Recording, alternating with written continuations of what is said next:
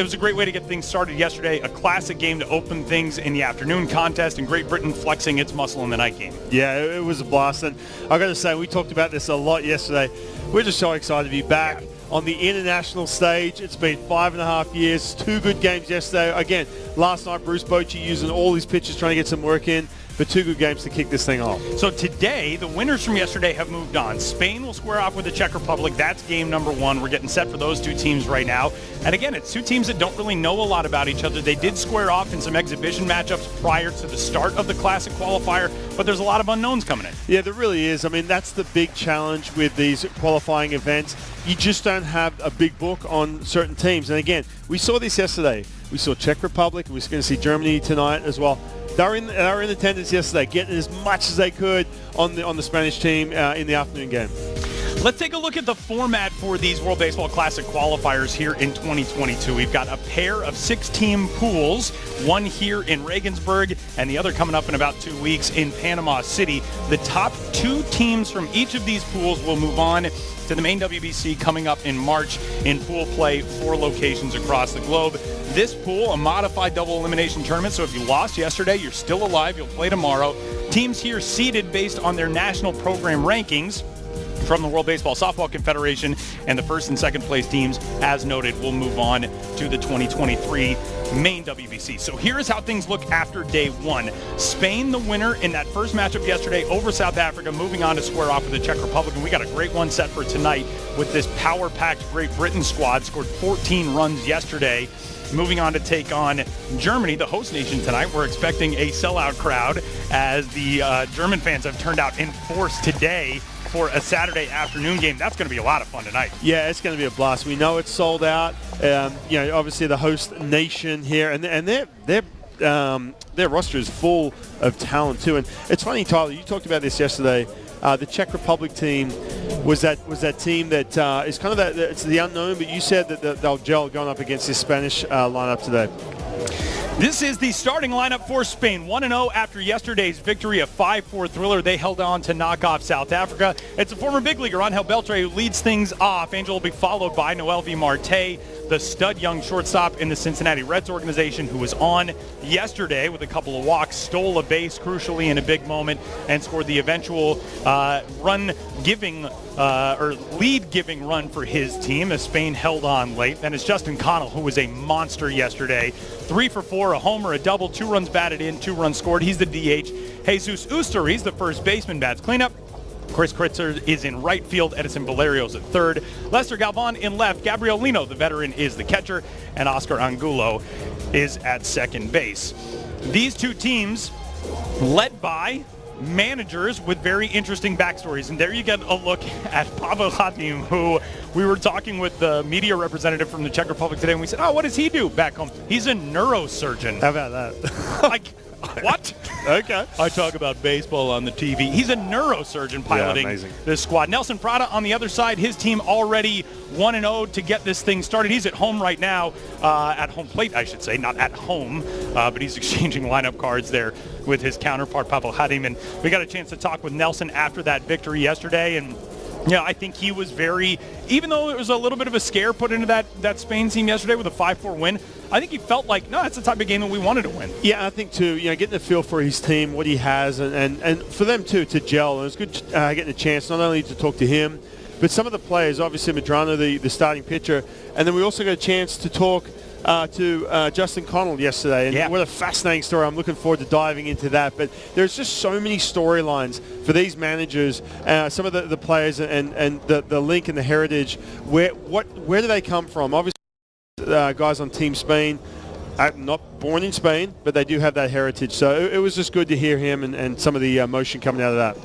And there you get a look at the Czech Shohei Ohtani, Marek Minorik, who gets the start today, a big-bodied right-hander, a traditional guy. He'll go fastball, changeup, curve. I'm going to let you talk about that stuff because you're actually knowledgeable. What I know about him is, as we were told today by Martin Klaus, who came up and talked to us about this roster, last year he led the Czech Extra League in home runs. and strikeouts as a pitcher. So he's the two-way guy, one of the two-way guys on this team. Yeah, the Czech Republic, Otanya, I love it. But we're going to see hit that strikeout.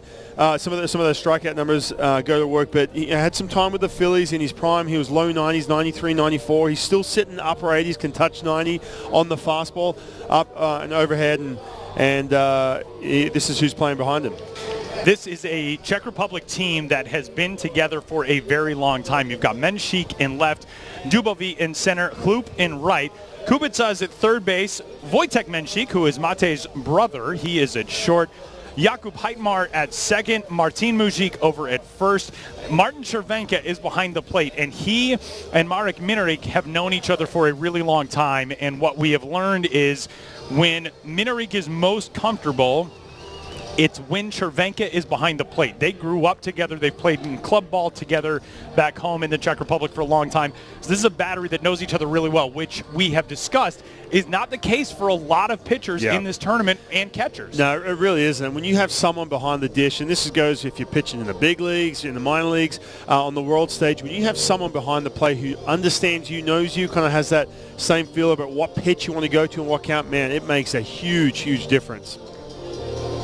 So we're just about set for first pitch for this third game of the 2022 World Baseball Classic qualifier from here in Regensburg. It is chilly Regensburg today. It is temperatures as of at least this morning when we got here, temperatures that were in the upper 40s Fahrenheit, so around, I believe, 10 degrees or so Celsius. And it has not warmed up a ton, but man, do we have a good crowd in the house for this one.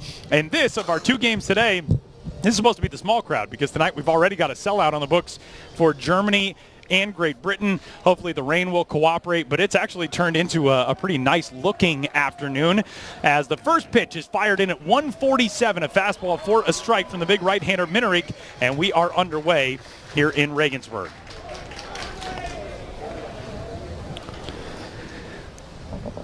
Big cut and miss there from the leadoff man, Angel Beltre. Beltre was 2 for 5 out of this spot yesterday, the former major leaguer,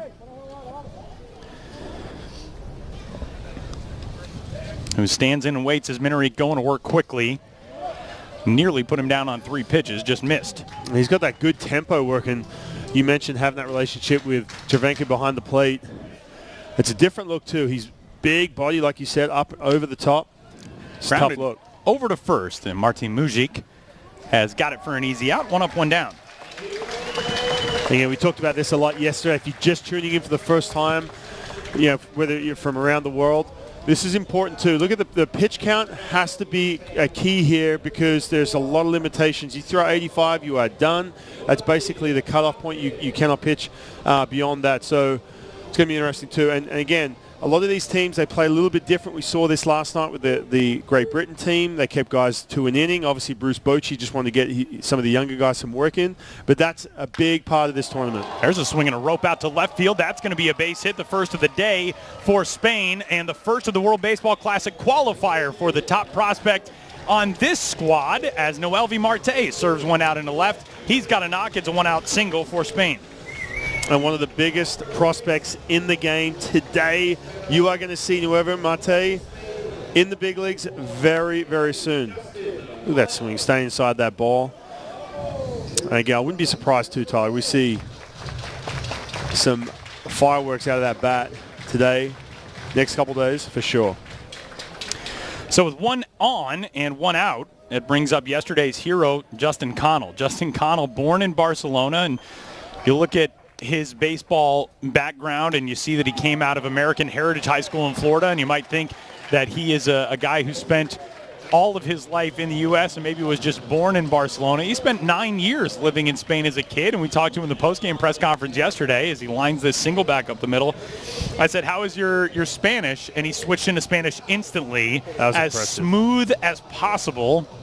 And you can tell he is a very well-liked guy on this team. Yeah, he really is. And yeah, you look at the roster, a lot of guys coming from Venezuela, a couple Cubans, the starting pitcher for the Spain team from Cuba as well. So you look at him, you think, he's probably the outcast, but not the case. Speaks fluent Spanish. He's having a blast. He said there's so much energy in that dugout too. So after that leadoff ground out by Angel Beltre, back-to-back singles, and the first pitch therefore a strike to Jesus Usturiz. Four-man umpiring crew, it's Darius Gani from the United States behind the plate. John Byrne from Australia is at third base. Roberto La Madrid from Mexico at second, and Mark Winter from the U.S. at first.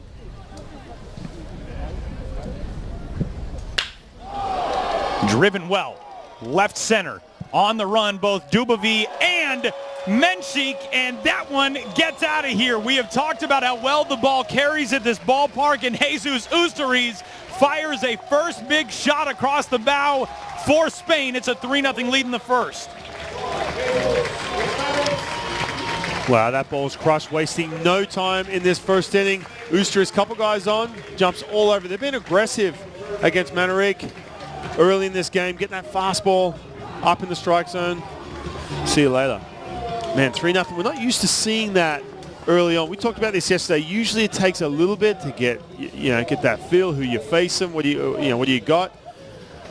Lengthy rain delay. It's been raining all morning, no BP. Man, jumping all over it. And, that first at bat, Minnery goes to work against Angel Beltre and looked really confident and really comfortable getting the ball back, firing pitches quickly. And Spain has just decided to go to work and be aggressive, in the Czech Republic behind the 8-ball early now with a 3-0 Spain lead right out of the gate. So that brings up the DH, Chris Kwitzer, who will pound this one over to first. And Mujic on the underhand flip to his right-hander covering the bag. 2 gone. And now it's Edison Valerio's chance. There are a lot of Czech baseball fans in the house, and the first base dugout, the few rows of seats behind it, packed with Czech fans. Some more behind the plate. They are getting loud, trying to get their team into the dugout for a chance to get the offense started here in the bottom of this first inning, as Marek Minnerik will try to get out of it against Edison Valerio with the bases cleared. And a grounder over to third. The gorgeously stirruped Jakub Kubica over to first, and that retires the side here in the top of 1. But a 3-run homer from Jesus Usturiz gets things started for Spain in the top of the first, as yesterday's winning squad from the afternoon game off to a good note to get this thing underway on Saturday afternoon. Spain with 3, Czech Republic coming up in Regensburg.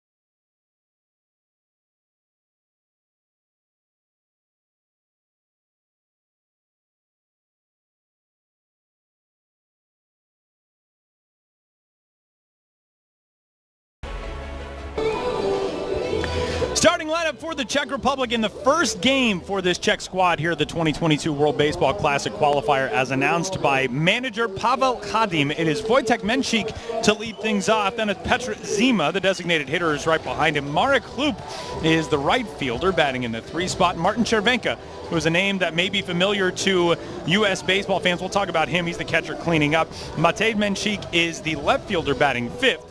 Martin Mužík, the first baseman, will hit 6th. Arnos Dubovi will bat 7th. Jakub Kubica, the third baseman, hits 8th, and Jakub Heitmar will round out the order.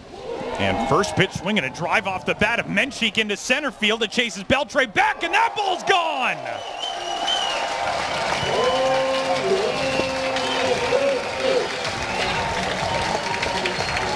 We got a game already. Wow. Bringing out the bats today, both teams. Spain going deep, and for Czech Republic wasting no time to get on the scoreboard. First pitch of the game, fastball middle around 90 miles per hour. That ball crushed dead center. Look at that. Tell you what, you go down 3-0 early on, you think, man, well, this is not how we wrote this up if you're the Czech team, because you're going into this, you're excited about that first game. You've waited so long to get here, and all of a sudden, man, you can breathe a little bit now after seeing that. And for Rogelio Armenteros, former 22nd prospect for the Houston Astros, has a little bit of big league time, came up in 2019, played in Mexico this year. You can see that fastball, that big breaking ball you just seen there, and a changeup. And here is one of the heart and soul guys for this Czech Republic team, the captain, Petr Zima, the DH, who bats out of the 2 spot today. From Prague, plays for the Eagles Praha in the Czech Extra League. Man, that sends a message, though. You're down 3-0 after the top of the first, and your leadoff guy goes out, ambushes the first pitch, and hammers it out. For sure. That's a good way to bounce back. Yeah, and we talked about this too. Tournament-style play is so different to regular season. Doesn't matter where you're playing, anywhere in the world. Things are just different. And, man, every inning counts, every at-bat, and all of a sudden you go down 3-0. You know, starting to stress a little bit. These first games we talked about, getting that first game in, getting that win. Liner to second, snared over there by Oscar Angulo. And more good contact from this Czech team. So that'll bring up Marek Hlup.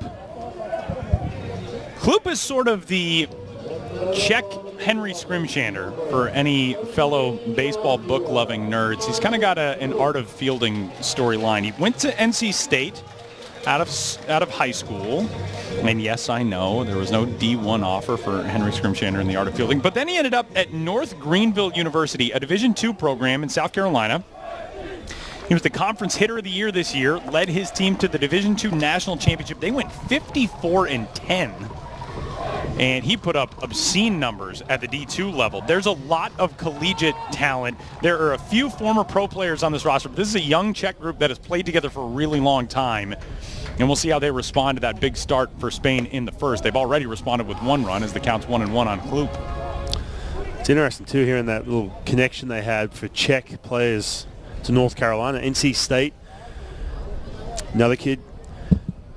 Yeah, Wojtek Menšík, the leadoff man. Yeah. An NC State product.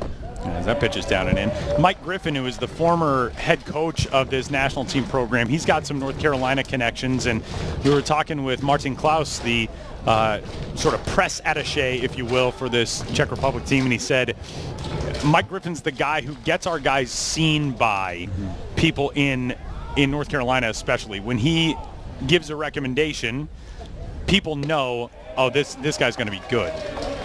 And this is one of them in Marek Hlup.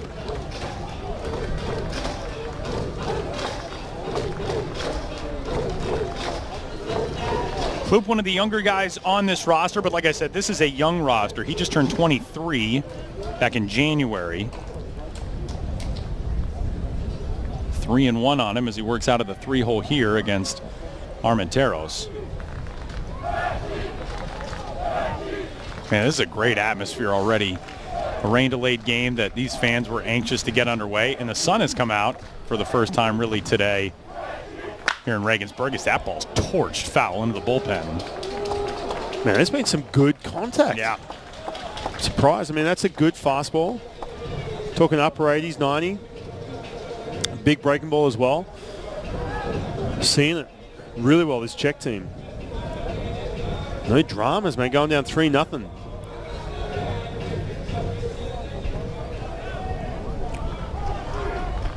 So full count now on Hloop. And he'll bounce this one out to Noel V. Marte. An easy hop. 2 gone. And that brings up the veteran Martin Chervenka. We asked Pavel Hadim about Martin Chervenka the other day in our manager conversation, and he referred to Martin Chervenka as being half of this team.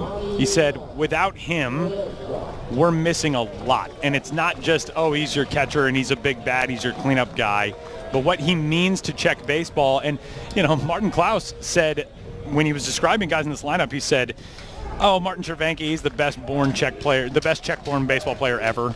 Like, yeah. Okay. Reached AAA with the Mets and the Orioles. He was on the doorstep of being the first Czech-born player in the modern era to make the major leagues, and unfortunately did not get that final roster move to be part of a big league squad. But reached AAA, spent a lot of time, 10 years in the minor leagues in the United States. And takes that one down, 2 balls and no strikes.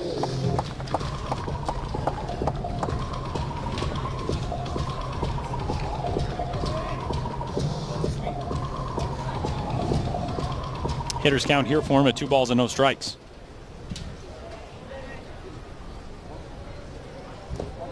Now 3-0. Not wanting to deal with Chervenka. Yeah, I mean, you need a huge scouting report to kind of look up and know who are the guys not to beat you, and that's pretty evident when you see Armenteros going 2-0 with 2 out. He's got a 2-run lead here in the first inning, trying to get established, trying to keep that pitch count in check, and all of a sudden he's going change-up, gets you 3-0.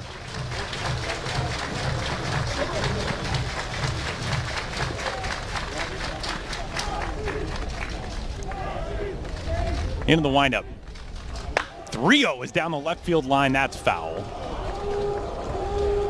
That's the confidence that this Czech Republic squad has in their veteran and their cleanup guy. 3-0, the green light's always going to be on for Martin Chervenka.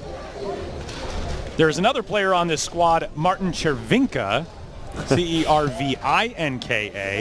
I talked to Martin Chervenka earlier this summer for a podcast interview, and I said, in the Czech Republic, does anybody get you two confused, Chervenka? And he said, no. No. I was like, oh, okay. It's like Smith and Smythe, essentially. It's very different to people who know the names and speak the language. And I said, all right, that's a dumb American broadcaster to get confused by that, which, you know, I did. I did lose some sleep last night worrying about the pronunciation. I'm not going to lie. There are a lot of names on this Czech Republic roster that if you are somebody who's followed prospects or knows college baseball, you'll recognize. But this guy is the linchpin as he swings and can't get a piece there. Armenteros able to fool him on the outer part of the plate on 3-2, and that will retire the side. But the Czech Republic able to strike back. A leadoff homer by Wojciech Menchik, who gets his team on the board here in the bottom of the first inning. And we are headed to the second. Some fireworks early on, and a 3-1 lead for Spain over the Czech Republic in game number 3 of the 2022 World Baseball Classic qualifier.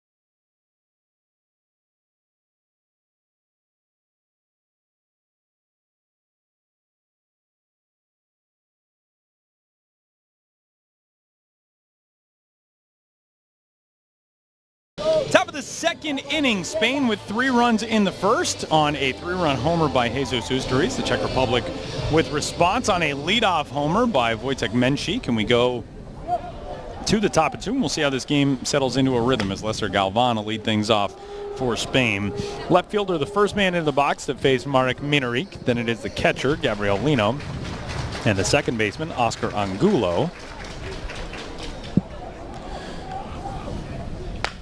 And a bouncing ball left side. That'll stay fair. It hops over the bag. Trouble for Kubica, and he's not going to be able to handle it.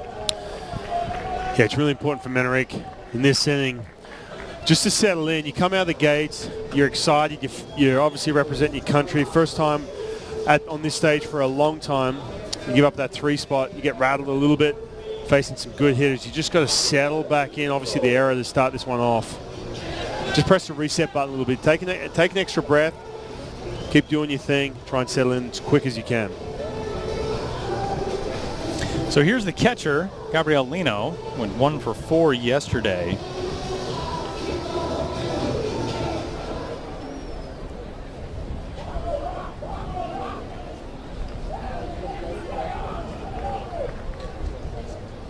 That does go as an infield single for Lester Galvan to lead things off. That ball coming over the third base bag, that's tough for an infielder because you're worried about playing. If it hits the bag, it's a fair ball, and it's going to bounce weirdly. Hop right over the bag, and Kubica tried to field it sort of trending into foul territory. It's not an easy play to make. Lino waves and can't get a piece of the 1-0.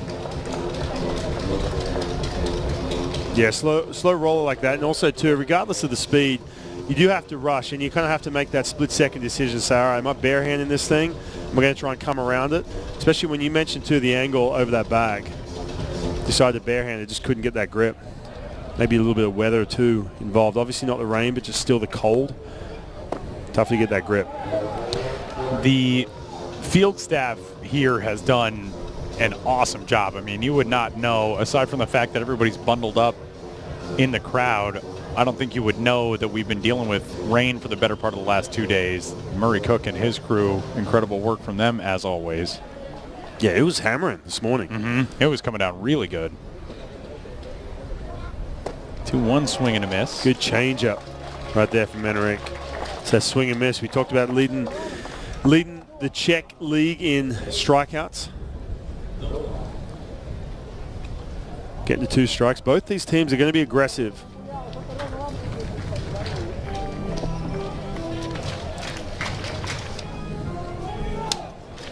And yeah, back to that changeup. 2-2, served the other way. Back on it goes Quitzer. He'll look up. It's off the top of the wall. It's Kloop who watched Dubovy play it back in, but first to third goes Galvan. Lino is aboard with his second hit of this WBC. And 2 hits to lead things off. It's runners at the corners with nobody out. When you're going to double up on a certain pitch, say a changeup, a secondary pitch especially, the second one's got to be better than the first one. What I mean by that, the first one he threw was good. That was like a 2-strike pitch, and then it's kind of reversed. All of a sudden, then he was in the strike zone. When that happens, when you show a pitch, and within that 12 to 15 seconds after it, and you show it again, it's really hittable. And you can see that pitch just hanging out in the strike zone. Just too much of the plate.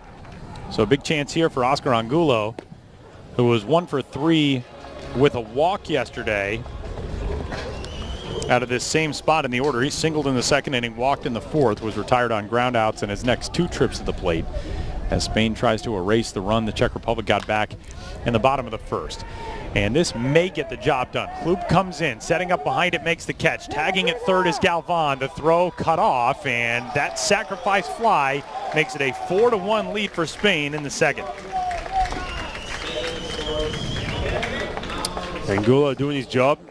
Getting that ball in the air to right field. Talked about this yesterday too. A lot of manufacturing going on. It's a little bit different to what you're watching in the U.S. now in the big leagues. You're going to see more small ball. You're going to see bunts. Just trying to generate runs, especially early in the game too. So important.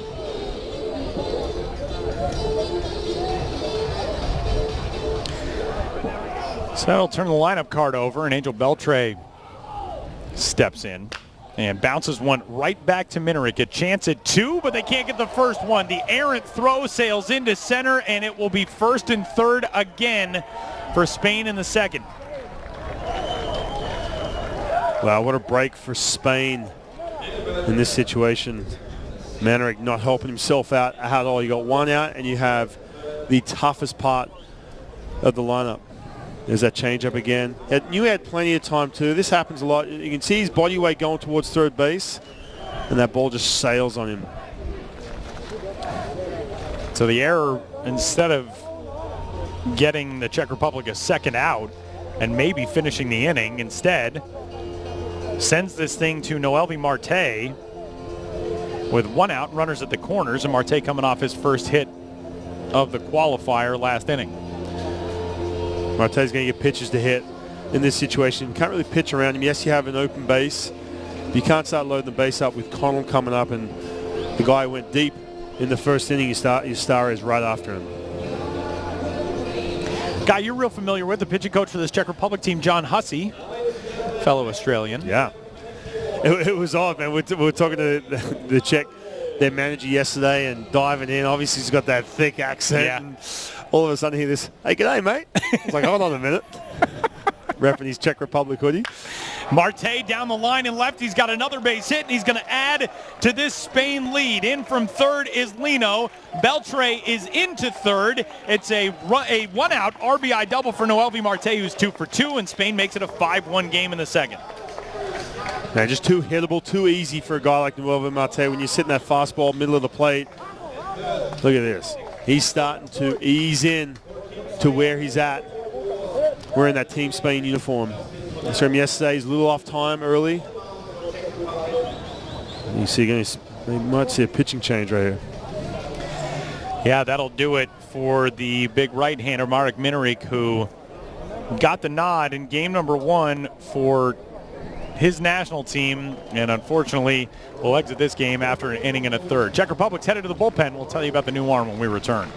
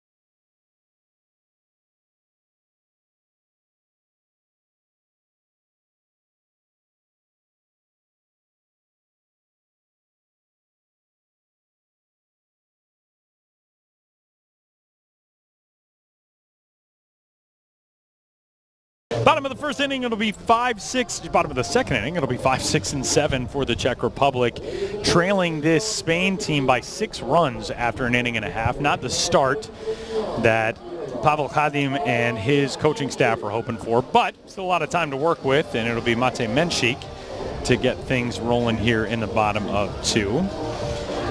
The brother of the leadoff man, Wojtek Menchik, who ambushed the first pitch he saw in the first inning from Rogelio Armenteros and blasted it off the batter's eye in center for a homer.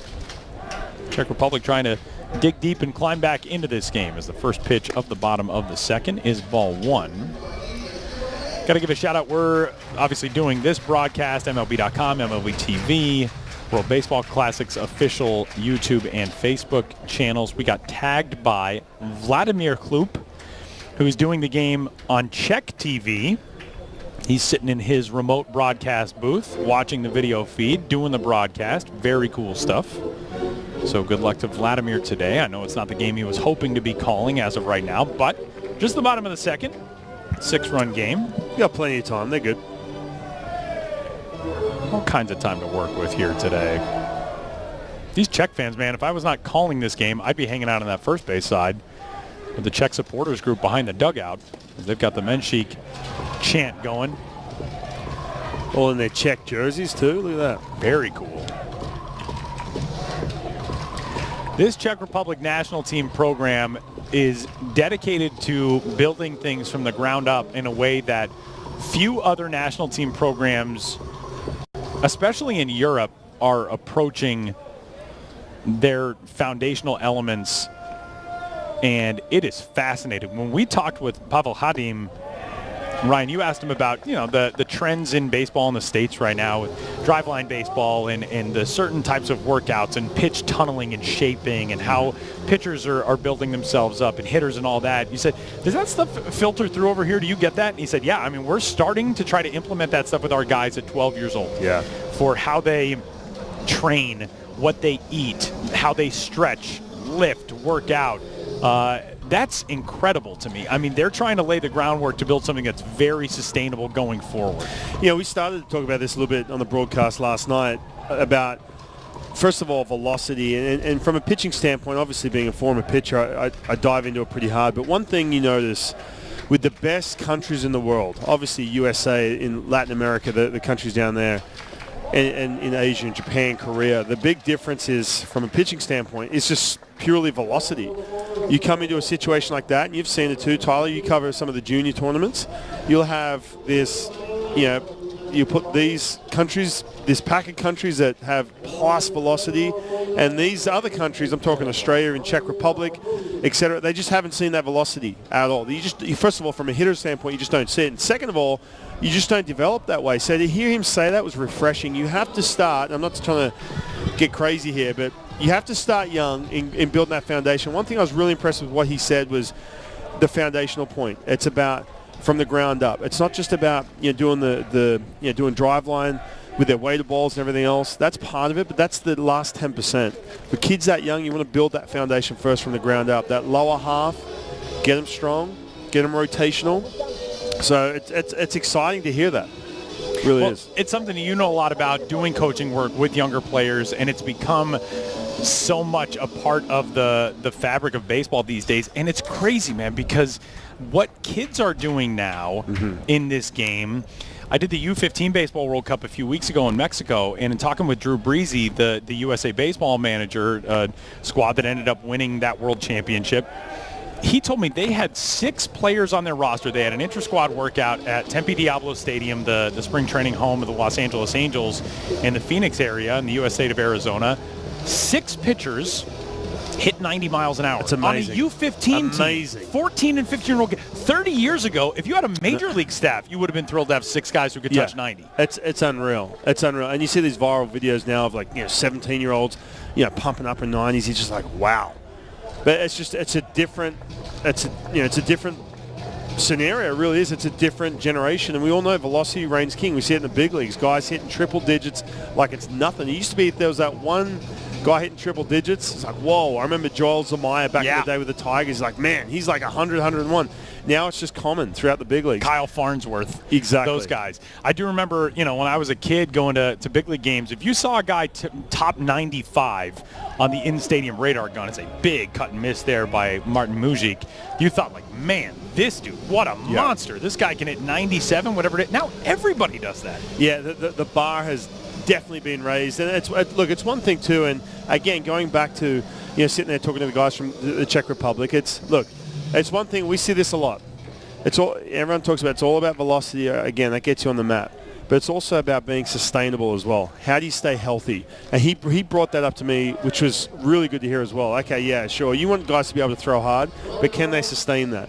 So, just hearing those things, again, coming from a country like Czech Republic, I can't put them in the same boat as Team Australia. Growing up in Australia, it's really similar. Called strike 3 on Mujic, so he is gone. That leadoff walk to Matej Menchik. He's still aboard at first, and here is Arnoš Dubový. It really is pretty incredible, though, to just observe the ways, even over the last 10 years, things have evolved, especially in the velocity side. And, you talk about how do you stay healthy. There's the incredible, seminal book, The Arm by Jeff Passan, in which Jeff Passan examining pitchers' injuries and specifically relating to the UCL ligament, the ulnar collateral ligament in the elbow, the ligament that gets replaced in Tommy John surgery. He said scientifically, there's basically no reason why the UCL should not snap on every single pitch. Like, it's such a fragile ligament as that ball will scoot away and Menchik will scoot first to second on the wild pitch. And it's incredible that it doesn't happen more often that guys are having Tommy John surgery, and it feels like it happens all the time. But with what the human body is capable of, doing it, 80 times a game in a tournament like this, it's amazing. Yeah, it's one of the most unnatural motions there is in sport. The stress on that shoulder, when all of a sudden that front foot hits the deck, and all of a sudden all that ground force comes up, and the shock of energy that goes through that shoulder, then you're pronating that wrist. Like, you look at softball, and people say, well, aren't the same amount of injuries in softball? Well, it's more of a natural motion. The shoulder's meant to move that way. Same as cricket. If you're familiar with cricket, the way they bowl, you can't bend your elbows. So baseball, it's and to your point there, it's fascinating, and a lot of this has to go into. And I talk to kids all the time. Hey, I want to throw hard. Okay, yeah, you want to throw hard, but there's also the boring stuff you got to do as well to stay healthy. There's so many things you can do to stay healthy, and ultimately you will throw harder because your arm can take the stress. And we see this too with a lot of guys, in these tournaments. We talked about this with South Africa. You have guys, they played some professional baseball with baseball's everything they did. Now all of a sudden, they're off and they've got jobs or they're doing whatever, and they get a chance to pitch in this. It shocks the system hard when you have gotten out of your routine and you're trying to be healthy and you're trying to be at peak level to pitch in something like this when you just haven't been doing it every single day. Like Justin Erasmus yesterday with South Africa. I guarantee you he saw today, put it that way, after going 5 strong yesterday. With all that adrenaline, too. Oh, yeah. 3-1 count on Dubový. And a check swing. He is able to hold up. Man, some better at-bats right now from this Czech team. We said both of these teams were aggressive, but this is super important too. Look, again, you're down by 6. You start getting a little tight. You start pressing, trying to force the action. But now all of a sudden you find Armenteros, he's starting to pick away, pick on some of the weaknesses here from him, starting to see those pitches. All of a sudden you see a mound visit. Juan Rincon, the pitching coach for Spain. So I'm a uniform nerd, and I have been able to control myself a little bit through the first 2+ games now and not just constantly talk about uniforms and logos and all that type of stuff. But I just noticed, and you're getting a great look at it here, those side panels on the Czech Republic jerseys, they form the Czech flag, which I had not noticed before. That's very cool to me. It's a great observation, Tyler. And I am surprised we haven't talked through unis, man. We have a plethora of designs. And by the way, I was trying to set you up, too, when I talked about some of the jerseys over here on the from the fans. We're going to check jerseys on. Might get a shot of it later, but above that dugout, I was like, I'm trying to set you up. I'm trying to sneak it in for you. You're looking out for me. See, and you're talking about arm injuries and, and softball and in cricket here. And I was going to say, what about rounders? Please don't. Please don't. And if you listen, we've got viewers who weren't tuned in last night when I Got a little upset over the rounders from the Brits. So 2 on, 1 out, and here is Jakub Kubica. Kubica is really kind of the self-made Czech national team rep, as a grounder to first comes with the runners both off. So that keeps the Czech Republic out of the double play, and it advances Menchik to third and Dubovi to second. So it's a 3 unassisted put out, but now 2 in scoring position with 2 gone for Jakub Heitmar.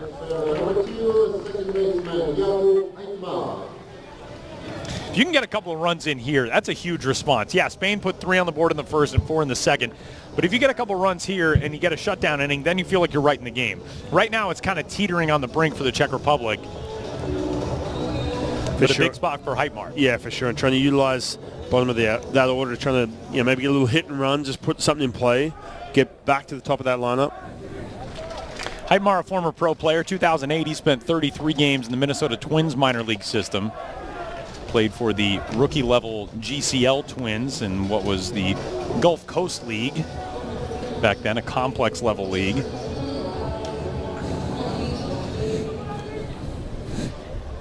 Over those 33 games, slash line of 247, 297, 282. 1-0. Skied out to right. Outfielders had trouble yesterday, but Chris Quitzer's got no issue with this one as he puts it away, and that'll wrap things up in the bottom of the second. Czech Republic threatens but leaves a pair. We're headed to the third in Regensburg.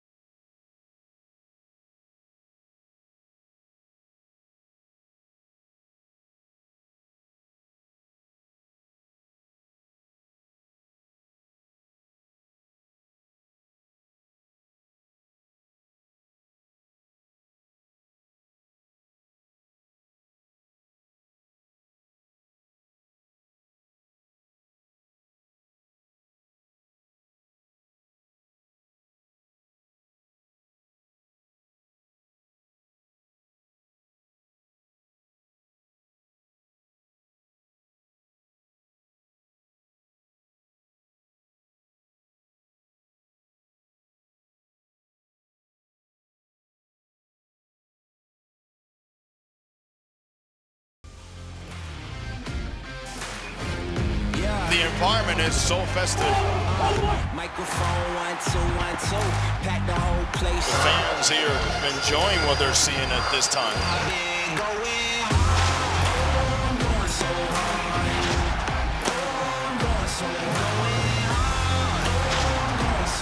Marching to the World Baseball Classic.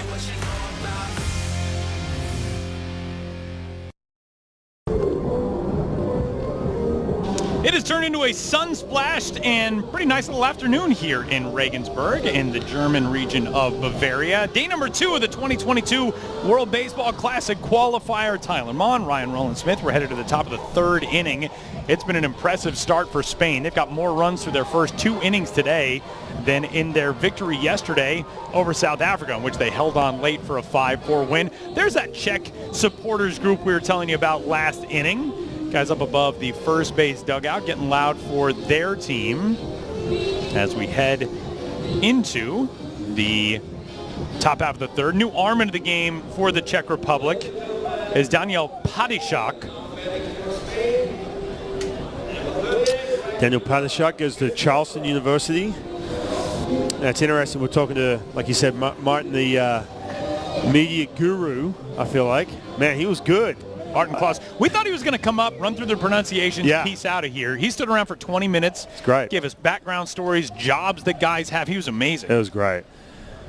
But he's talking about Padishak. He said to Charleston University, he's been there for a good amount of years, 4 years. And every year, he's had the chance to go on the Czech Republic, the national team, and they said, hey, look, we can't let you go. And then this year he's just like, you know what, I'm going. I'm out. Swinging a liner to left field, and the first man in to face him, Chris Quitzer's got a base hit. One thing I've noticed here at this ballpark, and I love these things about international baseball, our public address announcer next door, who's come in and said hi to us a few times, he kind of gives a little bit of commentary during the game as well. Yeah. Which I'm assuming is a holdover from Bundesliga games, where you're kind of explaining it to obviously there is a fan base here that really, really loves the Legionnaires, the local team in Regensburg, but you're also educating fans in the process. Yeah, I heard him do, last night I heard him do that. I took the headset off for a second. I was like, hold on a minute. Yeah, he's kind of giving a little play-by-play. I like it. What's funny about that? When the Dodgers and the D-backs opened up in Sydney, we had 2 games down there to open the season up. I was with the D-backs. I remember at the Sydney Cricket Ground, again, a lot of the fans in attendance, they understand baseball, but every time there was a play on the field, base hit or a double or something, you would see it would flash up double with like an explanation underneath it. And then there'd be like a little trivia. I was like, man, that's perfect. And it's funny, some of my friends who are not baseball savvy was like, oh yeah, I kept just looking up on the board and I was explaining everything. I was like, oh, perfect. There's a swing and a drive in the air to left field. Back on it is Menchie. Get the wall leaping, and it's gone.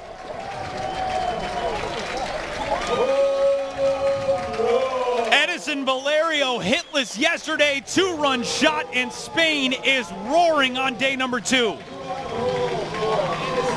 This Spain team showing some thump. Bringing out the power sticks early on, or the third inning, and 9-1. Look at that swing. Hanging slider from Padishak. Well gone. We talked about this yesterday. Somebody in our manager meetings gave us the quote, nobody in the world ever has enough pitching. And so much is predicated on that. And, right now the Czech Republic is living kind of the nightmare start. If you get off to the rough start pitching-wise, it throws off a lot of stuff that comes up behind it. And a tough start today for Marek Minarik, who got the nod on day number 1.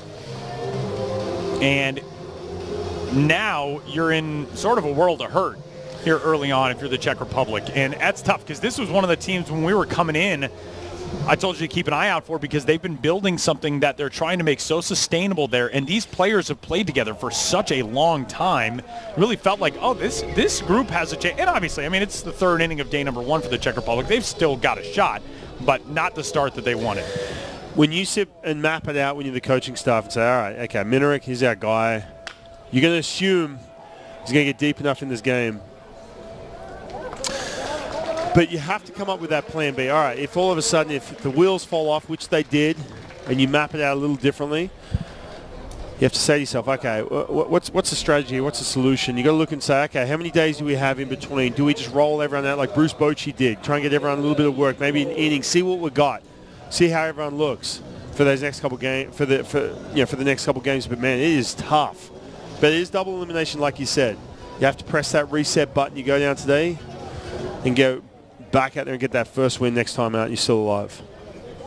Bruce Bochy in his post-game media availability yesterday, France's manager, that was a 5-3 game going into the 6th inning, and once that game started to get away from France, he did want to get all of his guys in, and that game took us almost 4 hours, and he did say at the end of his press availability, I know that took a while, and I know some of that's on me. I'm sorry about that. But he wanted to get all the guys out there and get them into the flow of what it felt like to be on the stage, be playing under the lights, all the nerves get behind you. That's important in a tournament like this. Yeah, especially for Bruce Bochy too. I think, looking at the 6 teams that are here, I think when you really, break it down, the French team, their manager Bruce Bochy is still learning what he has on that roster, for the most of any team here. So I think that's super important what he did. It gets to a point you're like, look, man, obviously you want this game to be over. It's deflating. But on the flip side, you got to have that silver lining. At least you get a chance to see what he has moving into that next game. And he kept everyone under the 30 pitch threshold. He's got his whole staff available. Yeah. 2 balls and 2 strikes here on Gabriel Lino. Now the count is full. Talking about uniforms and logos and all that, and the MLB City Connect jerseys, uniforms that have come out over the last few seasons. I've seen 3 fans today in City Connect gear. I saw a Kansas City Royals fan in a Salvador Perez jersey with the City of Fountains, the Royals alternate look. A Houston Astros fan in a blank back Space City jersey, which is fantastic. A Dodgers fan down there in a Los Dodgers hat. That uniform program making its impact across the globe as the strikeout is out number 2. All kinds of big league apparel. What are your thoughts on the City Connect jerseys? I think the program is... Or the uniforms, excuse me. It's a whole uni. It is, yeah. It's not just the alternate jerseys. I think the program is really cool, and I think some of them are just, awesome. There are some that are just gorgeous. And it shakes it up. And Nike is doing its thing with Major League Baseball that it's done in so many other sports. And it's something that Major League Baseball has never really done before in exploring this type of alternate uniform. And I think it's cool, man. They've done a lot of really, really good work. I don't know what my favorite is, though. I like the Padres. I do. Okay. The pink and green and the loud San Diego colors. Tells me that you don't agree with me. Yeah, I wouldn't put it as my top, but I do like it. Yeah, I do like it. I don't know why. Sorry, and usually I wouldn't like how loud that is. Look, put it this way, man. I do like the traditional look. The Yankees, the fact they just wear nothing but pinstripes. It was even bizarre to see just the Nike swoosh on the front of that thing. When you see that NY on the on the jersey and everything else. But look, if you do have the opportunity to start mixing up, sure. Oscar Angulo takes a 2-out walk. My favorite is the Miami Marlins. Their tribute to the Havana Sugar Kings, former International League team in minor league baseball that played in the capital city in Cuba. There is an alternate universe that exists somewhere where geopolitically, if things go differently, I think Havana has a major league franchise. And that I thought was very cool for the Marlins to do that. I know a lot of people really like the Colorado Rockies ones. Being a Denver guy, I think they did a lot of good things with them. I think you could have done some more cool stuff. Those Space City ones that the Astros came out with, I really dig.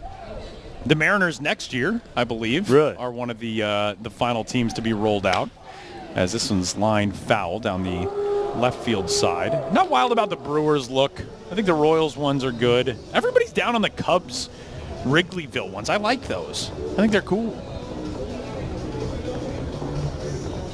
That's part of the City Connect, I don't know if you call it an initiative, but that's its own specific uniform campaign from Nike. And then, of course, each team with their own alternate looks. And, you travel around the globe. It's not often that you come across a team that has as many cool and distinct looks as the Legionnaires, the Regensburg team. We went into the fan shop yesterday, and I was like, well, there goes all my money. Yeah. Got a bunch of different awesome 5950s, New Era hats. For sure. All right, I promise I'll rein it in. I promise. Just get your Euros out, buddy. Lock it in. 2 outs, a 1-2 count back at the top of the order on Angel Beltre. The Angels won. Anything with Mike Trout and Shohei Ohtani is going to look cool. You can send those guys out there in like those tuxedo T-shirts, and I'd be like, gotta buy one. Gotta buy one of those. Trout's got it on. Yeah, I do like the Angels one. Oh, that's a good look. Yeah. More of that traditional look. I like it. I'm a big fan of powder blue uniforms, too. Yeah. I really am. I like it. It's a good look. Is that when you were a kid and you were kind of first getting into baseball, it would have been around sort of the late years of the powder blue look? Yeah, I was a big Blue Jays guy. Blue Jays were my team breaking in. I think they had done away with the powder blue though at that point. I remember the Blue Jays were one of the first teams to do the throwback on a consistent basis when I was playing against them. And so we'd go into Toronto into that Rogers Center. I'm like, oh, which uni are they wearing? And you'd see Roy Halladay out there pitching the powder blue. It's so cool.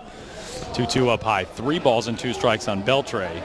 Already the third trip to the plate for Angel Beltre, and we're in the third inning as Daniel Padishak trying to get his team out of this frame.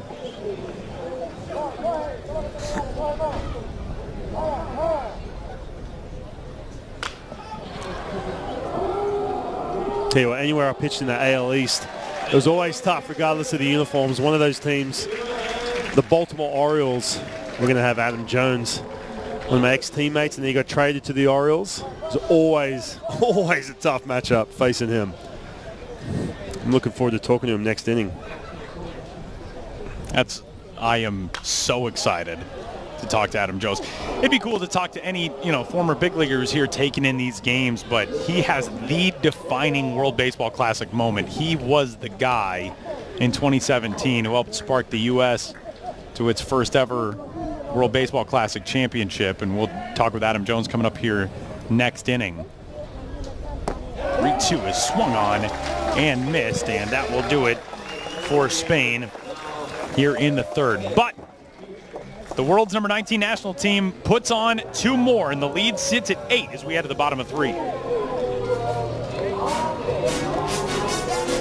Oh, remember this song? Ugh. Love it. Blue dabba-dee.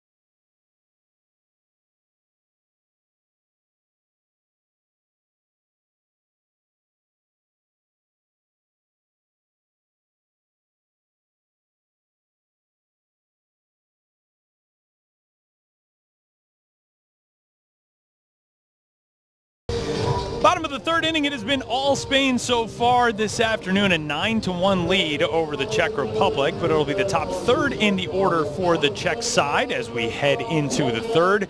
We do have a run rule in place here in the 2022 World Baseball Classic qualifier. We'll talk about that.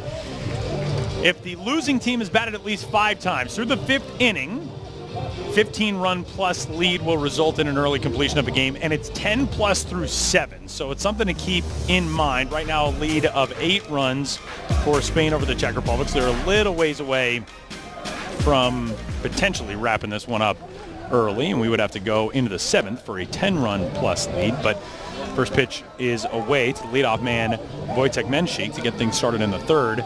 I just don't count out this Czech Republic team, and the patience and the approach at the plate last inning was markedly better. Yeah, and there's some good swings too. It's not like a situation when you look at this 9-1 or this 8-run deficit that it's just overwhelming stuff from the pitcher, and you see that a lot too, where you have this country versus that country, and it's just so lopsided, and you just feel like there's just no chance of putting some good at-bats together, but that's not the case at all. Again, it is still the third inning, plenty of time to make something happen, and they're at the top of the order again. And a 2-0 count on the leadoff man, Menšík, who crushed the first pitch he saw in the bottom of the first inning for a leadoff homer off the batter's eye in center. It's a really cool backdrop here at Armin Wolf Baseball Arena in Regensburg. We got some rocky cliff sides out beyond center field. We had an amazing moon out there last night. This ballpark is so gorgeous and is so recently updated Although I got called out, I noted this last night on our broadcast. A German umpire, Tim Meyer, who I know, told me that the press box building is not new. I said this building was new. They've done some work to this building. The building on the first base side, which you'll see in the background of shots of left-handed hitters, that building is brand new. They built a new kind of pavilion area. There's a suite upstairs. But this place is so cool. This is such a great little ballpark. 2 baseball fields here, another one across the highway. There's a softball field out beyond right field, one of the largest academies and clubs in Europe. And the 3-1 pitch is low and away. So that's 3 walks over the last 6 batters faced by Rogelio Armenteros, and the leadoff man is on to get things started in the 3rd. Yeah, and Armenteros having trouble with that command. We saw this last inning as well. Starting to labor a little bit. Yeah, you ask yourself, what's his lead up been? He was pitching in Mexico this year. He got released back in May, so you kind of question, okay, where's he been? What's been his in-game, routine? What kind of stamina are you talking about when you're 39, 40, 50 pitches in? Let me ask you this question, too. He sits around for a little while in each of these first 3 innings. Right. And it's not, he pitched with Mexico City earlier this year. You're not sitting in warm weather and in a spot where you're going to continue to feel loose. Mm-hmm. You go out, you get loose and throw an inning. You go back and sit in the dugout. It's a chilly day. You've got the big lead, but it's got to be kind of stressful to go back out there after waiting around for so long. Yeah, and I was one of those guys that, look, I appreciate the run support, fellas, but let's get this moving. Because you want to manage your heart rate too. There's one thing we talk about as pitchers, that you go sit down, and we talk about this with pitch counts as well. You might have a guy who throws 100 pitches, but if it's over, say, it's 5 or 6 innings, it's a lot more manageable because you're constantly going. Your heart rate's staying at more of a frequent beat. But if you throw, let's say you throw 95 pitches or so, but it's stretched out over some long innings like you talk about, and then having to get you sit down, you get cold, weather's a big factor of it, you come back out, and all of a sudden you got to sort of break that mold a little bit. It can be more stressful for sure. It just seems like the sharpness has waned a little bit from Armenteros, but now he gets a grounder to short. Marte kicks it, and everybody's safe. And a rare error from a really good defensive shortstop, Nueve Marte, one of the biggest prospects in the world. And we talked about that, Armenteros. You just don't want to get, and we talked about that too regarding the pitch count as well. You don't want to first of all, give extra outs to a team that you're beating by 8 right now. And you want to try and manage your pitching as best you can. So the first 2 on. You're in the bottom of the 3rd, and now you get into the heart of the order. Mara Kloop, the right fielder, steps in. And another thing too, sitting around, you talked about with the pitching, it can make it a little stale too defensively, kind of get on your heels. If the guy's taking forever in between pitches, or he's walking guys. Remember Raul Ibanez telling me, they said, hey man, I love the way you work because you work quick, because sometimes he goes, I'm guilty of it sitting out there in right field. I can get on my heels a little bit.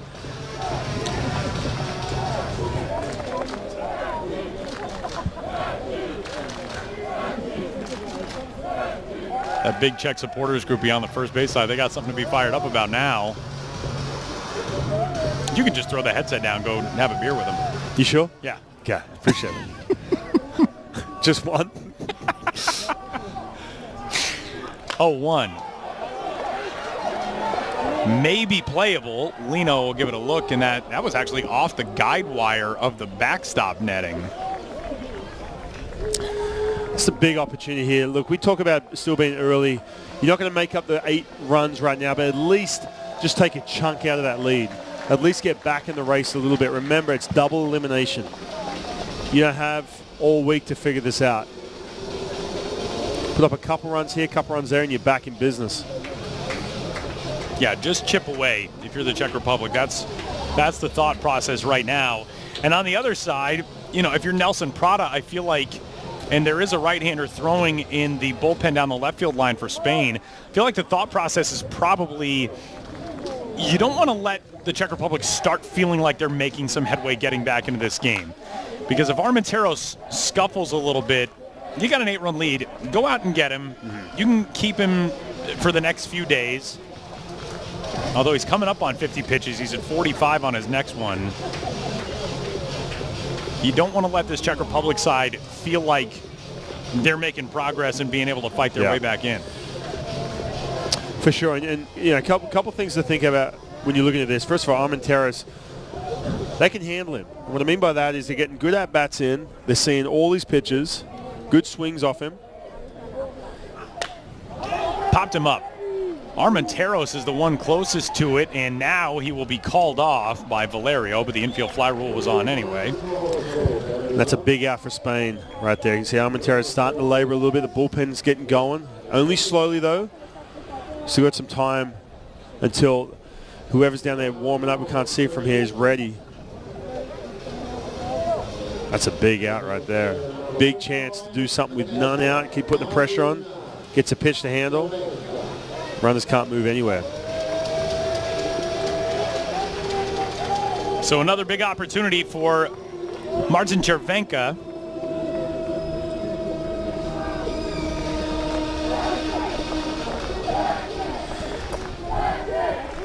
The big backstop, a member of Eagles Praha back home in his hometown of Prague. 10-year minor league career. Made the climb all the way to AAA.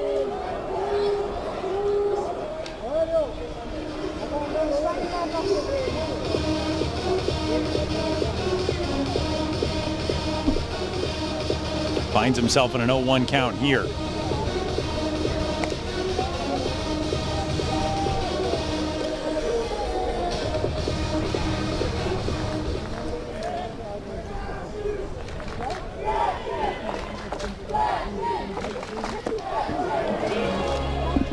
Good off-speed pitch there on 0-1.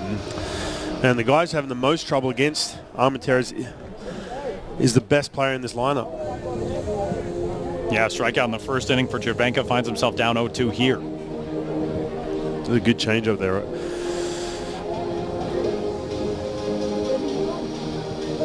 Leadoff walk for Wojtek Menchik. He's at second. He got there when Petr Zima reached on an error charge to Noelvi Marte. 0-2. Just misses off the inside corner. This is a good pitch. Good option two, going fastball. Pitching backwards a little bit, inside part of the plate, but well inside.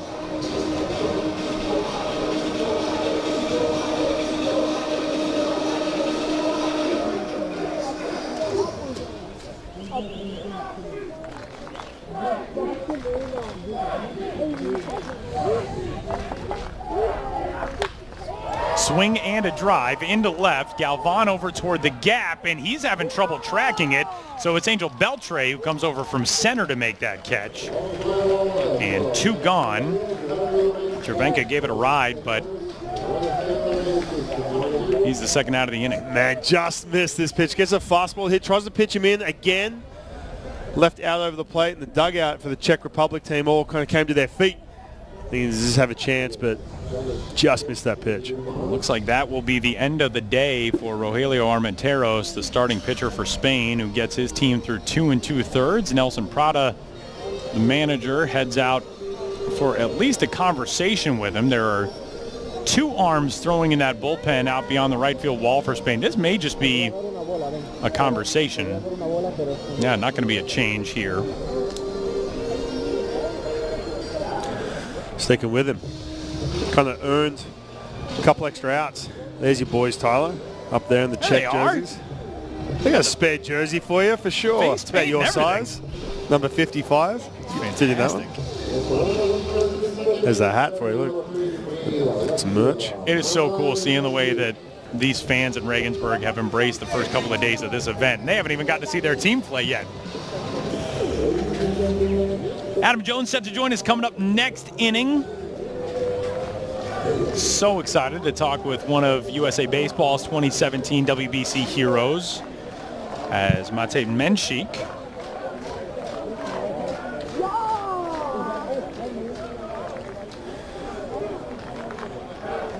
older brother of the leadoff hitter Wojtek Menchik, but this is actually just the second year on the national team for Mate, who takes ball one down.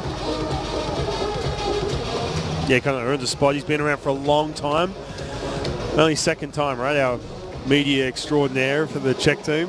Martin Klaus. I can't get over it, and I've tried to contain myself. He got done. I wanted to show my appreciation as much as I could, but I didn't want to, But man, he was great. When he did all the pronunciations for us, I said, "And now say your name." And he said, "Why? Are you going to credit me?" And I said, "Absolutely, we're going to credit you. What are you, nuts? You give us the best prep we've had so far." It was great. 2 balls and no strikes now on Menchik. I mean, we know who's a PE teacher on this team. Who works for a power company. A power company, exactly. They got an agent. Man. This group. You ever have an agent that you would have played with? You're like, yeah, we could throw this guy in the lineup. No. And nothing against. About it for a second. No. No. There's a couple former players who got in the industry. Dave Stewart being one of them. Yeah? Yeah. 2 balls and a strike on Menchik. I think Gary Sheffield got into it at one. I don't know if he still is or what he's doing, but yeah, there's a couple ex-players. Makes sense, right? They've been through it. Armenteros deals on 2-1, and he fools Menchik there pretty badly, and the count's even now. First 2 on in this inning for the Czech Republic. They had 2 on with 1 out last inning, left both of those guys aboard, trying to avoid doing the same here.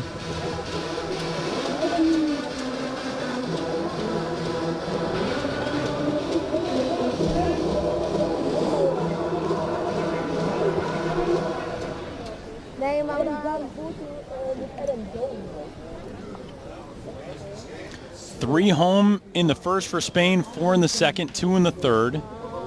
2-2, runners off with it, and a ground ball left side. Another chance for Marte, whose throw to first is in time. And Marte makes the error early in the inning and then showcases that terrific skill set to end the inning. We're headed to the top of the 4th. Adam Jones joins us next from Regensburg.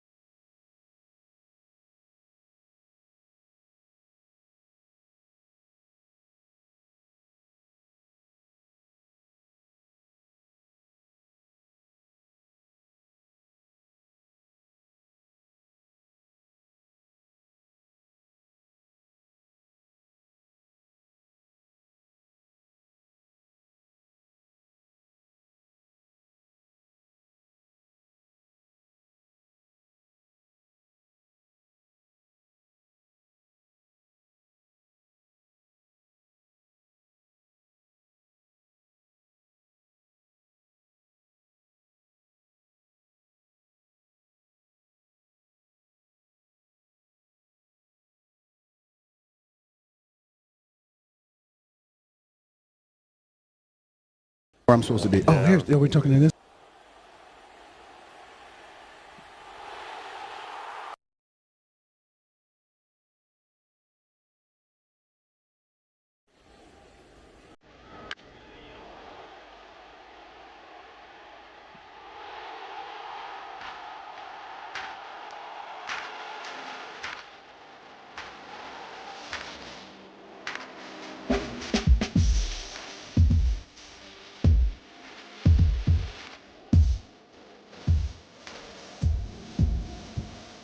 Inside in Regensburg, we are set for the top of the 4th inning between Spain and the Czech Republic, and we are pleased to be joined by the guy who authored the most iconic moment in World Baseball Classic history.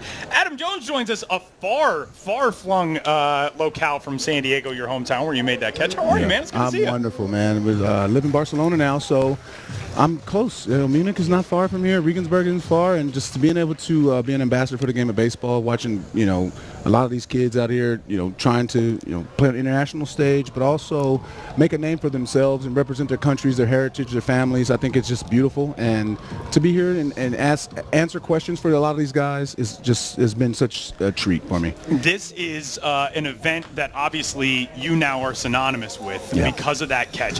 Let me start by asking this: how many times do you think you've seen that catch? I've seen it a lot, obviously. I got a commissioned an artist to Carlin Jackson. I commissioned her to draw this painting for me. Awesome. I was going to have her send it to me, but we was we're moving to Barcelona, so I was like, can you just keep it, hang it up at your house? When I return to the United States, can you send it to me? But no, it's great. International play is great. Just again, to be here, to be represent MLB, but to just be a part of baseball, and I'm not better than nobody. I just want to be here. If I got any advice for guys, I'm just trying to help. I heard you down. We picked up some of you, by the way, down third base, talking to some of the South African guys. Yeah. Is that something, are you passionate about that when you're next to the dugout and you get a chance? Obviously, they walk out of that dugout, some of the younger kids on that team, and their eyes light up like, oh, there's Adam Jones standing right there. Is that something you're passionate about as far as, not that it's a coaching thing, but it's more of that having the chance to talk to young players in that kind of atmosphere? 100%. It's, I was taught by a lot of great guys on how to pass this game on, and, again, we want to play this game as long as we can. Physically, we can't do it. Our bodies is going to tell us, so you got to stop. But to be able to pass a little bit of knowledge that we have to the next generation, like I was talking to Victor Ngope yesterday about his at-bat. Again, he didn't get a hit. He got the stake in, and that made they lost 5-4, but it's the small things you have to do, and it was a really, really good at bat. And I just told him, hey, you had a really good at bat. I know you didn't get you didn't get a hit, but you got the stake. That's how you play the game of baseball. And seeing these guys at the hotel, generally at the bar, they ask so many questions. And I always said, I was always a person that asked questions. There's always a thing to say, there's no such thing as a dumb question. And especially with this game. And I'm an open book to anybody that wants to be here. And it's great, I was living in Barcelona working with Team Spain. I was in the dugout before the game saying, "Bomino, bomino, bomino," and then they got a guy, Chris. I'm like, "Let's go, Chris!" Everybody else. Well, we thought Justin Connell, who was the hero yesterday, we asked Justin Connell, what's your story? And he's at the plate right now. Yeah. And Ryan asked, how long you live in Spain? He said 9 years. And I said, what? How good is your Spanish? He's flipped to Spanish, immaculate Spanish immediately. Yeah, we're expecting, and no lies, we see Justin Connell striking out. But I thought, look, maybe he's born there, or his parents are on a trip there for 6 months, or just a vacation. He's born, whatever it may be. He's like, no, 9 years, and boom, man, he was pumping out quickly. Spanish. And he's from Malaga. His family's from Malaga, which is Marbella is the most known city part of there, but that's the best golf in the world. It's like Kiowa. Just amazing. It's like 200 golf courses in a 10-mile radius. Wow. And I was down there a couple weeks ago. My wife was so mad. I golfed 36 holes each day. I'm like, I'm leaving at 7 in the morning. I'll see you at 5. Leave me alone. Don't text me. And I'm going to definitely have a lot of beer. So just let me go golf, please. What took you to Barcelona? Why not? Why not? I think it's being international, living, going to play 2 years in Japan. Yeah. Just opened our eyes to. I think we can live anywhere. And then COVID happened, so we didn't have our nannies, we didn't have our in-laws. It's like, obviously, we're spoiled. Major League Baseball players are very spoiled. I had a great career there. I was so spoiled. And then going over there, it was just us. And it's like, no, you know what? I like you guys. I like my family. We can live anywhere in the world. So it's like quality to have in a family. Let's live anywhere. And we chose Barcelona because we live in San Diego also. And with the Spanish, it fits. It was either Paris or Rome or Barcelona. And, the Spanish part took a heed to it. And, the food is great. I eat a lot of patatas bravas. I eat a lot of paella. And I'm just enjoying it. No one knows who I am there. I ride my scooters around the city. I'm just there. You just see a big black dude in the city of Barcelona, and it's me. I love it. I want to get back to the World Baseball Classic now. Playing for Team USA, we've talked about this quite a lot in the last couple of days. Is for the World Baseball Classic to really be a legitimate event, Team USA, they had to have a legit roster, and they had to start having some success, right? Yes. For you, what was it about playing for Team USA? Was it someone who said, hey, would you be a part of this? Or was it something you were passionate about, represent your country? 100%. I didn't make Team USA when I was 16. I got cut. They took. You remember Jeff Flagg? Yes. Jeff Flagg? He was the shortstop. He made the team over me when I was 16. And I just remember, like, damn, I wanted to play for Team USA, like, represent my country. I'm going to play. And they asked me in 13. It was yes, of course. And I had to talk to our team, the Orioles at the time. But I went there like I went in there like, hey, Showalter, I'm playing for Team USA. And he's like, all right, go do what you got to do. Stay healthy and do it, you know. But to represent your country is great. And to play international play is great. And you get to just meet so many different people, so many walks of life. And, you know, baseball, like, this is lifelong relationships, you know. Guthrie's here. Chris Colabello's here. This game of baseball just brings us together no matter race, nationality, anything. It doesn't matter what you are, but you play this great game of baseball, and there's just so much love and passion in it. And for me, it's what I love to do. It's what I know the best. I'm not the brightest guy in the world, but I know this, and I just want to help out. When you got done with that and you guys won, were you a big ambassador for other players at that point, saying, hey, you guys look the best players on these different rosters. You got to play for Team USA in the next WBC. For sure. Right. I was in Trout's tail. Like, bro, you got to play. Mookie, you got to play. You guys are the game's best players. Like, they want to see you. Now, we wanted Kershaw there. We wanted Scherzer, DeGrom in 17, but it's hard. Obviously, the pitching side of it is very, very hard. Right. So I completely understand those guys. I mean, we had Drew Smiley. He came there, and I faced Drew a lot in his career. I remember for him facing Venezuela, he was 93, 95. I've never seen him touch 95. And then 2 weeks later, he has a tear to the shoulder because, like, the passion, the interest of the game, and the stakes. Really, you're playing international, and you're facing all your guys. You're facing all your peers. You know, you're facing Miguel Cabrera and Odor and all the guys, because all the other countries, the big boys play. They all play.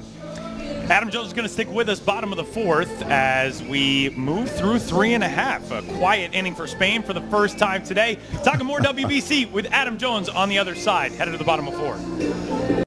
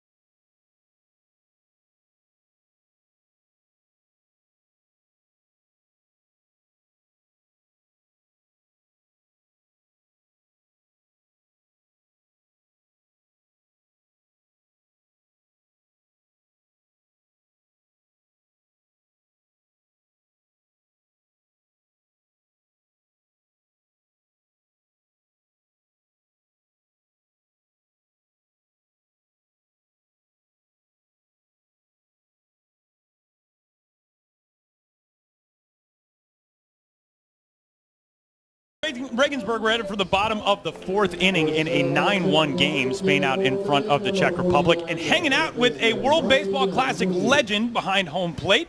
Adam Jones joins us for the bottom of the fourth inning. Tyler Mon alongside Ryan Rowland-Smith. And Adam, you are the guy who authored the great WBC moment. And we were talking about this yesterday, me and Ryan. Beyond the U.S. needing to play better and to win a championship to get American fans involved, I felt like the WBC needed that defining moment. And the thing that I compared it to was, and this might sound like an insane comparison, but Joe Namath guaranteeing victory in Super Bowl III over the Baltimore Colts legitimized the Super Bowl for American sports fans. Your catch in center field with that atmosphere, with a sellout crowd at Petco Park in that moment against Manny Machado, being from San Diego, all those storylines, that defined the WBC. Did you think, when you made that catch, did you think after that game maybe like, oh, this is something I'm going to be able to hold on to for a long time? After that catch, like, I blacked out for a good 10 seconds. Like, you know, I was like, what happened when I caught the ball, I'm like, I really caught this. And you see me like take the ball out of my glove and like, I really caught it. And then I just like blacked out. It was a range of emotion. But then I had to get back to the field. But it's, you know, this game is just is beautiful, man. And like I said, all the things were aligned there. I had my family, my friends, there's 300-400 people that I knew there. Wow. And it was great because we played against Dominican in Miami, and it was all Latin.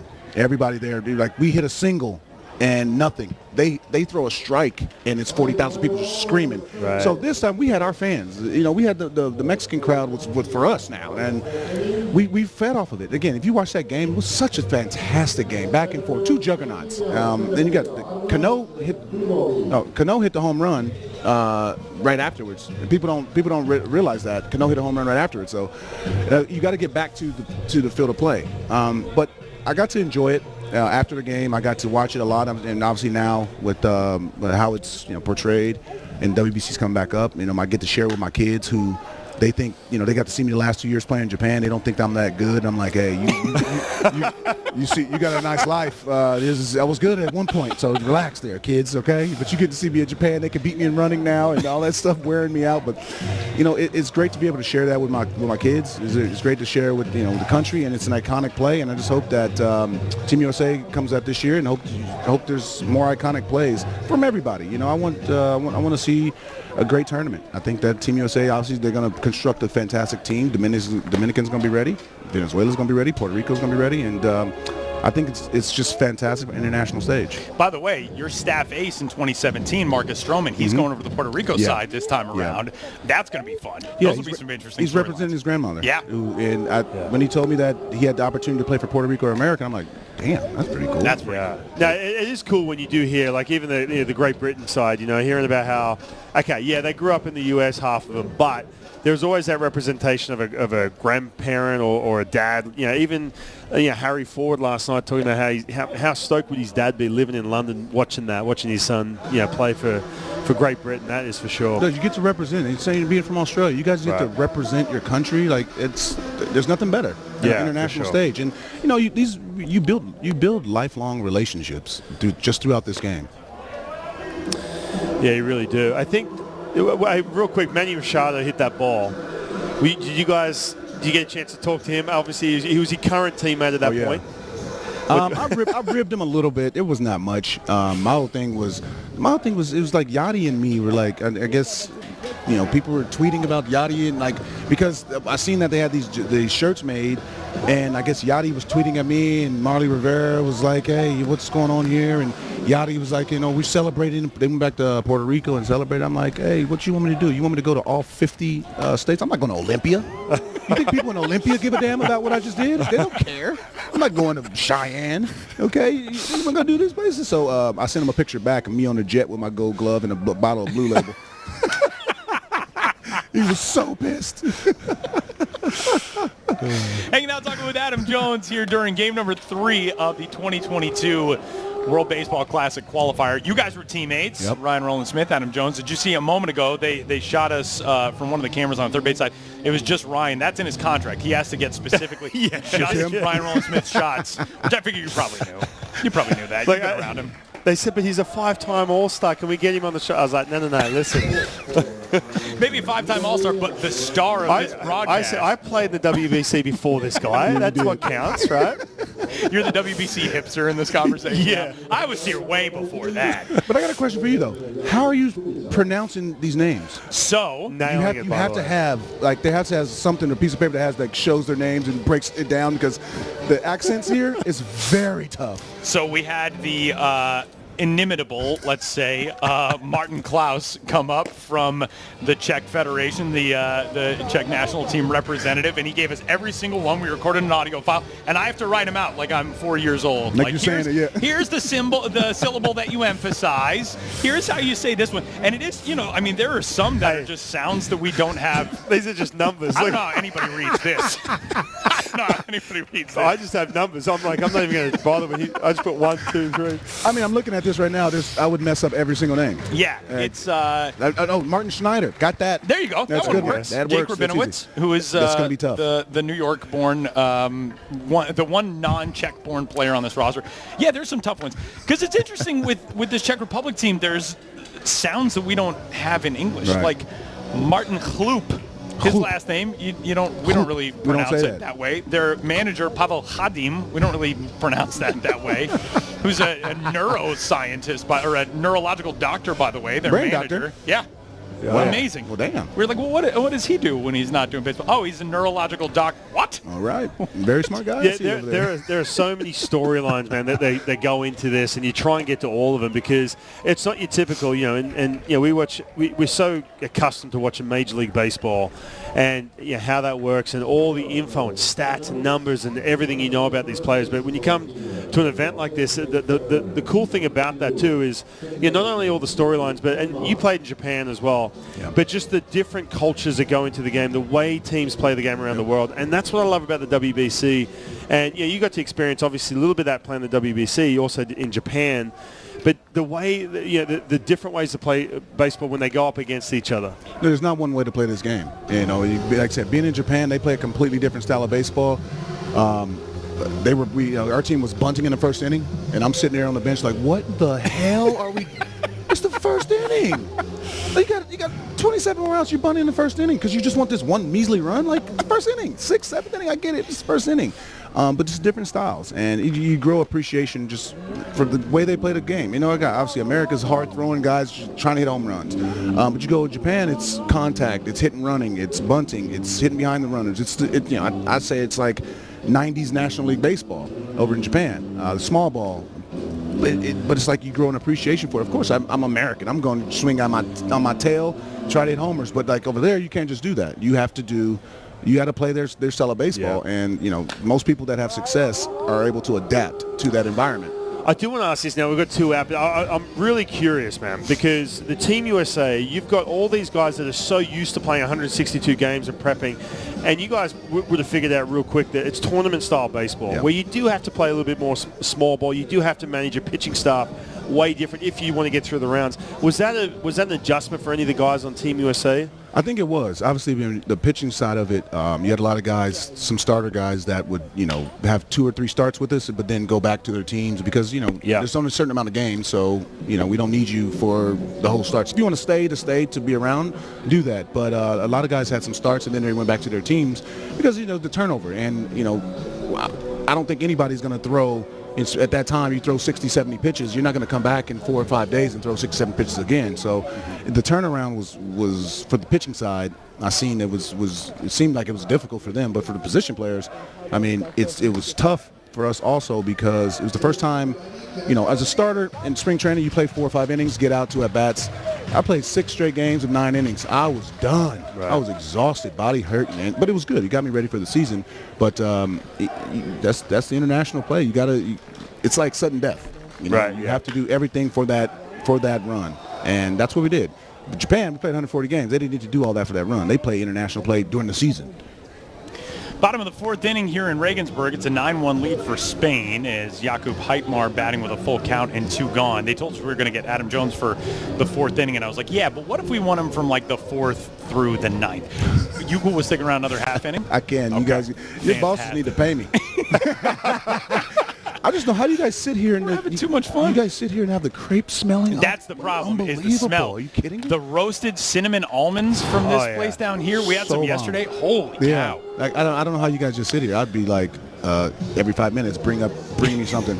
Bring me some brats and some beers and some crepes and everything. There's a lot of really good ballpark food, which I was not expecting at this place. Like, you figure you come in, small concession situation. No, they got food vendors behind the plate, and they got people down the lines. They got a whole restaurant. The other night, Ryan and I were walking out. It was the night before games started. We thought it was just like an in-ballpark restaurant. Every table was full at the restaurant here. Great margaritas. Okay, good to know. I don't know who I was with last night, but they just kept saying, "Pitcher, another pitcher." I'm like, you guys got chips and guacamole? That'll make this 100% the greatest day. Like baseball, chips and guacamole, and margaritas. For a San Diego guy, getting chips and guac and a margarita in a ballpark in Germany, it's a unique setup. That's unique, and I'm here for. That's what I'm here for. 3-2 is grounded over to third. Knocked down on the backhand by Valerio. His long throw is not going to be in time to get Jakub Heitmar. So the inning continues, which means that we can keep chatting. Let me ask you this question. Last night, you were in our post-game press conference with the Great Britain guys and talking to them about what's the next step, especially for the guys who come from the islands. And we got a chance, to learn a little bit about what it's like in the Bahamas, for example. Anthony Seymour was there, and we're talking with him and Harrison Ford, and you said, what more can be done to grow the game? I want to start by asking you this part of it. You said you wanted to play for USA Baseball when you were younger, and it didn't happen, so you got a chance to do it older. When you first started being interested in growing the game internationally, was that from the WBC? Were you always interested in that beforehand? Did the WBC kind of open you up to, this is what I want to do after I get done? How did that evolve for you? I mean, I think being from San Diego, it's an international city. I grew up around Mexicans, Filipinos, black, whites. I grew up around a lot of people, so it's not like, I was just stuck in a certain way. But then playing baseball, meeting as soon as my first day in pro ball, you got guys from all over the world. And I'm like, well, okay, I thought San Diego was the only place in the world. No, actually the world's kind of big. And, you got all these walks of life. And me, I'm always a person that likes to adapt to where I'm at.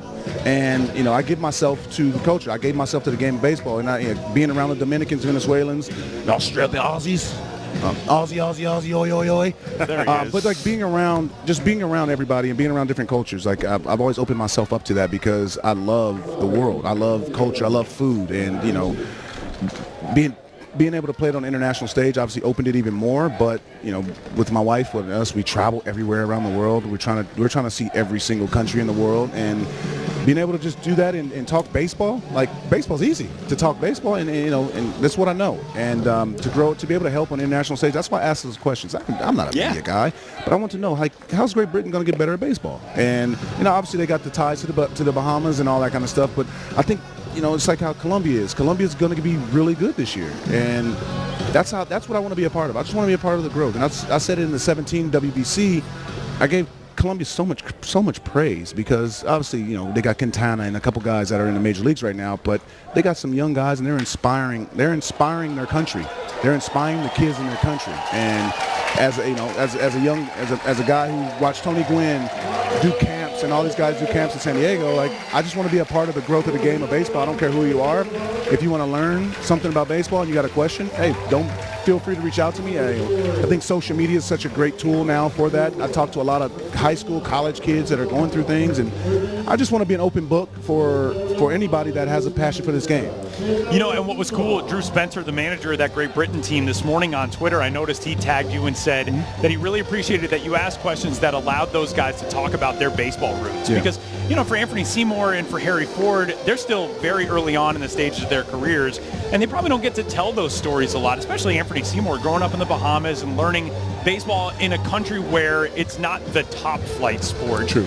What does that mean to you to be able to kind of amplify the voices of players who are coming from non-traditional baseball backgrounds and get them a little bit more of that focus? Well, I think it's good. I mean, I got a little bit of a clout for myself, but like working with Team Spain a little bit and just seeing how they want to expand. Again, there's a lot of Venezuelan, Dominican, Cubans on their team, but like the Spanish is getting better and better in baseball. They have more leagues here. Come here for the Bundesliga. I didn't know. I was talking to one of my drivers that brought me here.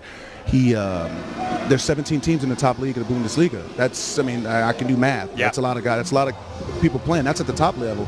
And then you got a lot of teams lower. And I'm like, this game is expanding because people are watching. And, you know, again, can some of these guys play for Team USA or your Dominican or Cuba? No, but can they come out here and represent, you know, Spain, represent their grandmas, their family, and play on an international stage? And you can grow this game so greatly just by this. You're inspiring kids. There's kids here. They're excited. They're inspiring. They're inspired by what's going on. And I've taken probably 300 pictures in the last 2 days with these kids just because, like, you know, it's great. And I'm just, again, I want to be just part of the game of growing at this game. So. Absolutely. Adam's going to stick with us as we head to the top half of the fifth, a run on the board for the Czech Republic through 4.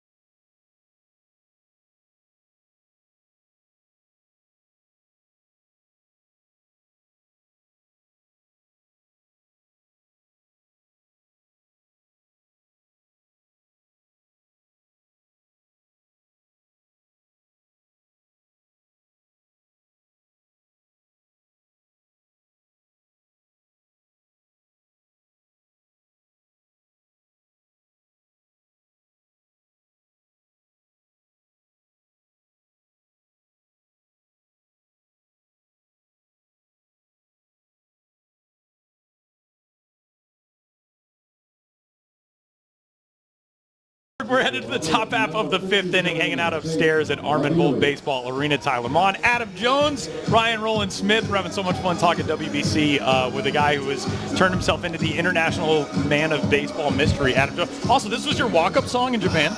They knew it. They Such an idiot. They busted out YMCA. I use it. The YMCA. Anytime there's an RBI situation, this song's coming up, and like every time it like scared me when I'm going to be like, this is really my music. I use California Love. I used rap my whole career. Now I'm using the Village People. Did you chose it or they chose it? I chose it. Oh, that's fantastic. I chose it. That is fantastic.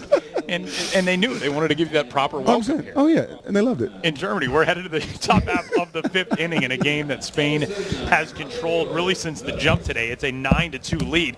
And, Adam, we're talking about all things international baseball and especially the WBC with you.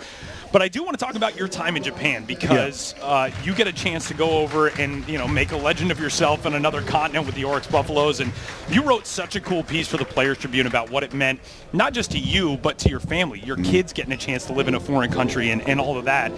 Was the impetus there to go to Japan because you wanted that different experience? You could have played for another big league team. You could have stayed stateside. What took you over to the NPB, and looking back on that experience now, how has it shaped the way you want to continue the growth of international baseball? Well, I mean, it was the offseason of 18 going into 19 was really tough. I didn't sign until March 13th, and I'm like, what? Like, I just played, all these games and did all this stuff, and I've been healthy and wondering why I don't have a job. So I just, what I did is I did what few players have the opportunity to do, is take advantage of their career. And my agent came to say, look, Japan has a 2-year deal. And I'm like, well, I only got a few more innings left in this body. And it was like, look, 2 years, let's go to Japan. My wife was like, hey, we're going. And I'm like, nah, let me just hold on. Let me see if I can get a job. She's like, nah, you are going to Japan. Relax, we're going to Japan. And my first 2 weeks over there, I was miserable because it was just different. I'm feeling like, dang, I should be here. I should be in the major leagues. I could do this. And my wife had to fly all the way out there. And it was like, sit your butt down here and enjoy this. And what I really got out of Japan was MLB took so much of my time, my life, my mental capacity. But going over to Japan, it was more like enjoy the culture, enjoy the food. Oh, I got to go play a baseball game. I kind of flipped that script opposed to here. It was baseball, and other things to do. And it's like, no, I'm going to enjoy these last 2 years. I had no stress. And the best part about it, though, is if I was 0 for 4, there was no mean tweets. I don't understand katakana. I don't speak it. But if I hit the tweet, if I had to translate on the translate tweet button, I get it. But I'm like, I was just over there just playing baseball and eating it and just enjoying. It was like such an enjoyable time. Like I said, my family, we got a lot closer, and it just was such an enjoyable time. And I relish it. And I speak so highly of the Japanese culture. Obviously, they work way too hard. They way too hard. These guys are doing practice. I'm like, hey, it's August. You don't need to do all that, okay? You did all that in spring training. You don't need to do 300 reps. But no, it was just great. And like the experience talking to the guys. Obviously, they all wanted to ask me questions about America and all this and that. And I'm like, I'm an open book to you guys. You guys need anything? I was basically like a pseudo hitting coach for guys and all that kind of stuff. And I still talk to some of the players, and I just wanted to tell them that like I'm an open book. You guys have a question? Hopefully, I can help you answer it. Let's have some fun and just enjoy that culture. My wife loved it. My kids loved it. They were skiing, going to the beach. Me, I'm sitting there in the clubhouse eating ramen while they get to go enjoy the life. But no, it was just a fantastic experience, and I think that Major League Baseball was fantastic. 14 years there is been the best time of my life. But this, I got to really appreciate playing the game. So you'd never been to Japan before you went there. That first 2 weeks, you said you were miserable. So with that, and obviously your wife made that decision. And prior to that, had you guys done a bunch of traveling before that, or is this something that kind of set that travel off for you? Obviously, you live in Barcelona right now. No, it's crazy because we were, before then, like 3 months before I decided to go there, we were in Singapore and in Thailand. Gotcha. So we went over there, and I'm like, well, I got to really come back over here. This long flight. You guys, your flight's so long going to Australia. Yeah. It's 16 hours and stuff like that. But, I mean, you fly them nice planes, Qantas and Singapore Air and all that kind of stuff. But it's just, it was a full circle. And, to be able to just share it with my family. I wish that my brothers, cousins, and everything, all that got to come. COVID happened. So we were just like landlocked. But it was just, I think it was the best time for our family to grow, to be with each other every day. The road trips were very close. So my family was able to come to Tokyo and go to Fukuoka and different places. So it was just one of the most enjoyable times of playing the game of baseball. You were teammates with Ryan Roland Smith early on in your career. What's your first Ryan Roland Smith memory? First time I seen him, like, this dude's huge. That was my first thought. That's a big bastard. He's a huge dude. He's huge. He's huge. He's very self-conscious about not fitting into this jacket. How do you feel like the fit on that jacket is? That's a little snug, but it works. Man, I remember Adam. I was already in the organization, and he's first round draft pick coming in, and it wouldn't shut up, but it was good. It was good. It was good stuff. I'm the same way still. Yeah, it was good stuff. But I remember I was talking to Tyler about this too. One thing that was, and I know we're running up against the outs here, but you were a shortstop coming up, yep. And all of a sudden you made that big position change, yep. And you made it kind of pretty late in your minor league. We were in Double A when I did that. In Double A. So talk us through that real quick, because you think about that and you're like, man, you're making this big switch to center field, but I mean, not saying it doesn't work out, but I mean, look at the career you put together. 5-time All-Star. Yeah. How many Gold Gloves you had? 4. 4 Gold Gloves. It's 3 more than I should have gotten. No, you make a great point about that. I just tried to always not just fit in, but just be a part of the game and be a part of everything. And again, like I said, I'm no better than everybody. When I got into pro ball, it was like such a learning curve. Get in there, you got all different nationalities. There's so many guys. You got a lot of Latin guys that don't speak English. So my second baseman, it was kind of hard to talk to him most of the time because he don't speak no English, and I was learning Spanish.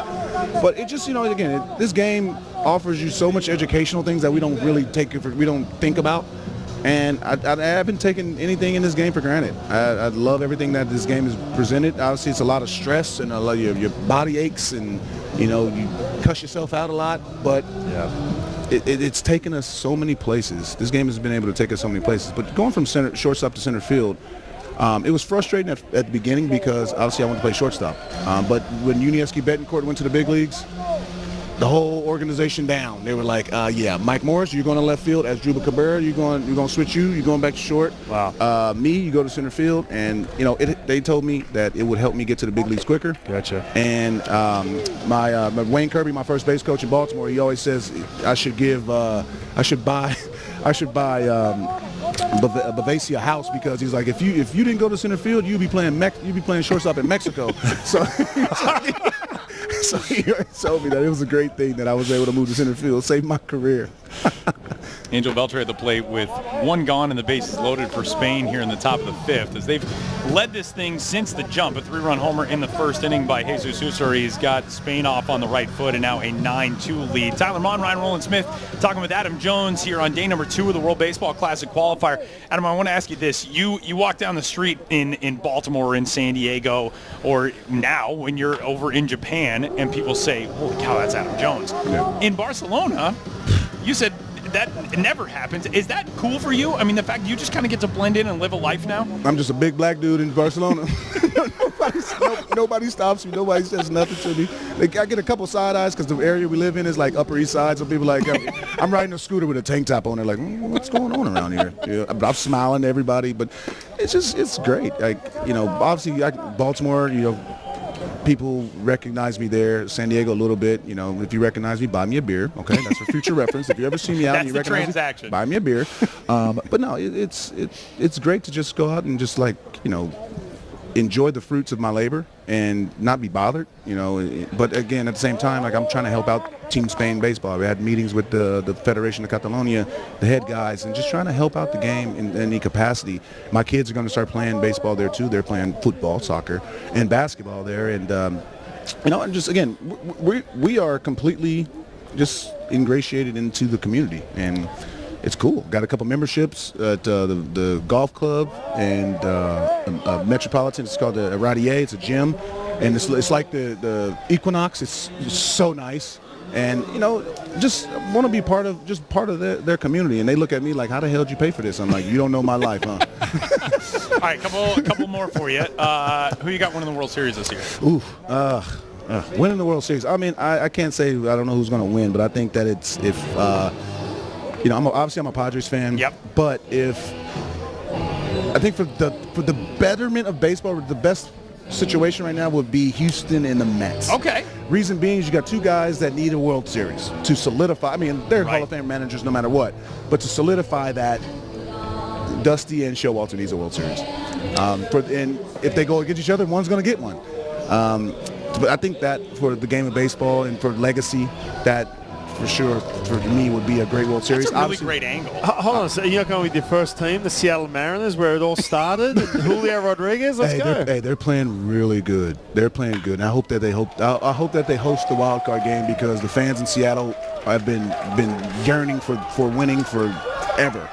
And it would be fantastic. They do not want to, like, for them to have to, if Seattle had to go to Tampa, had to go to Toronto, that's 6 hours. Yeah. You want them to have to come to you in the cool weather of the Pacific Northwest. For sure. And, you know, go down to Pike's Place and catch one of them big old salmons. But I think that what the Mariners are doing right now is great. And they got leadership. They got some starters. They got Robbie Ray as the leader of the staff. You got the young kids. George Kirby is his name. Stud, He's good. He's really good. Got a lockdown bullpen. You play great defense, and there's just excitement there. You got a lot of youth there, and I think it's great for the game of baseball because, you know, they've yearned for winning for 20-something years. They haven't been to playoffs in 20-something years. So I think for them to go there, it would be fantastic. Back to what we got here. There's 2 top 100 prospects playing in this qualifier. Out at second, Noel V. Marte just had that 2-run single. Harry Ford, the starting catcher last night for Great Britain. What do you like from what you've seen from those guys? I mean, I love it. I was talking to Spain. They told me that they had a couple guys that are going to come over here as they finish their season in the minor leagues, and I'm like, I just want to see everybody. I want to see the talent. And again, I love how they're representing Spain. And, you know, right now there's 4 guys on the Spain team that are in organizations that are from Spain, that are in major league organizations, and that is so rewarding to their culture, to their city, to their fans, to their people back in Spain. It's inspiring to make them go play baseball. You know, obviously football, soccer is gonna take hold of everything. But at the same time, baseball is such a great game, and it's growing there. And hopefully I can help out in some capacity. I come anywhere. If anybody wants me to advance this game and help this game, just pay for my flight and I'll go and make sure I got some beers. Come to Australia. Would love it. Hey, Peter Moreland's been calling me all the time, like, dude, come down to Australia. And I'm like, I'll go. I'm not going to play, but I'll go. Get a nice slab of EB, mate. Well, hey, you said pay for the flight. Will you fly economy? I can make no, I can't go economy. I'm not going economy that far. What's the budget looking like? No, I'm not going economy. I need lie downs. I need a lie flat bed, and I push that button. Like, I need a whole menu. I need all of it. I need to eat before the plane takes off. I need to eat in a couple hours. I need to do all of that. Talking with Adam Jones as Spain continues to add on to a lead. That one eats up Menchik. It's on into left field. Another 2 runs across. And Spain now starting to threaten with the run rules. They are over a 10-run lead. And again, remember, a 15-plus run lead after 5 would bring an early end to this game. It's a 12-run game here on a 2-run single there by Ustari. So that brings up Chris Quitzer with still 2 men on. And Adam, we'll have a pitching change. We can keep it here and talk with you a little bit more. The 2017 win felt like kind of a coronation for USA Baseball in the sense that that's how it was supposed to be for USA Baseball. The first 3 WBCs, it was not that way. When you guys, especially when you got through the DR in that game in San Diego, and then you make it on to Los Angeles, you're playing at Dodger Stadium, Marcus Stroman goes out, perfect game into the 6th, you end up winning that game. What was that celebration like? Because it's so different. You win a World Series, you've been slogging through it since February, you play 162 games, long playoff run, all that. But with the WBC, such a compact format, you're with guys that you don't ordinarily play alongside. It has to be kind of a cool celebration dynamic. What do you remember from that last out in LA and the celebration? It was great. I mean, you hit it right on the head. You're playing for Team USA. I didn't play for the Orioles. There was like the market was the United States. It wasn't, I got fans in Boston and fans in New York who, hate me when I'm playing against them. Fans in the Padres and you got every team. Like, we're supporting Team USA right now. We're supporting Team USA. We're supporting the guys. So to just get the love from all the other fan bases, it was great. Only this crazy. Gregerson had that big American Eagle. Yeah. He took that thing. It was his father-in-law's. He took that thing every place we went. As soon as we won. He brought it to the mound. The wing broke. The freaking wing broke. As soon as that, and we're like, no way, because this thing was like American Eagle. The Eagles, obviously, our bird. And just to get to share it with all these different guys, organizations. Afterwards, we shook hands, hugged each other, and was like, hey, I'll see you on the grind. And in a couple weeks, but like even it took us beyond that, because even when we see each other, and playing against each other, it was like, hey, it was a different hello, it was a different handshake, because we got to share the clubhouse with each other for 3 straight weeks and playing on an international tournament, and we got to know each other in a different way opposed to just being opponents, and it was great. I got to know a lot of these guys. I got to see Goldschmidt's work ethic. This guy's a beast, man. I got to just like watch these guys, watching Posey practice, and just watching these guys, watching Arenado take ground balls, watching these guys, do their work. And again, me too, because it's still spring training. So we had to. I was out early. I still had to get my running in. I still had to get all my defensive stuff in because it's spring training. And but to see everybody's work ethic was my most cherished part of it, because it's like, great, we're all good, we're all here, but to see how we're here and why we're here, you're here because you're good. You put the time in, you put the work in, and to see those guys benefit from that, it was great. That's a great point. I mean, you get around those guys at an all-star game, which you've been at, and it's different because you're there, it's so quick, you go, hey, shake hands, hi, nice to meet you. But when you're in a situation where you're actually on the same team where the games really do count, and you're doing workouts with them, and you're there multiple days, all of a sudden, man, you get a real good look into guys that you watch some of your peers doing their thing, for sure. These guys work really hard. Yeah. Filip Čopka is the new pitcher into the game for the Czech Republic. 1,725 in attendance today in a ballpark that, when you pack it full, standing room only holds 3,200. This is a fantastic crowd for the Saturday afternoon game. And we got a sellout on tap for the night game tonight as Germany will take on that really talent-rich Great Britain team coming up at 7 o'clock local time this evening. Did you guys ever face each other? Yes. We have. So I was going to get to this after Adam bounced out of here. But I did say in the beginning when I first met Adam. Smile to me. I know where this is going. No, when I first met Adam, like I said, first round pick, and I said this in an endearing way. He didn't shut up. Adam, and I say.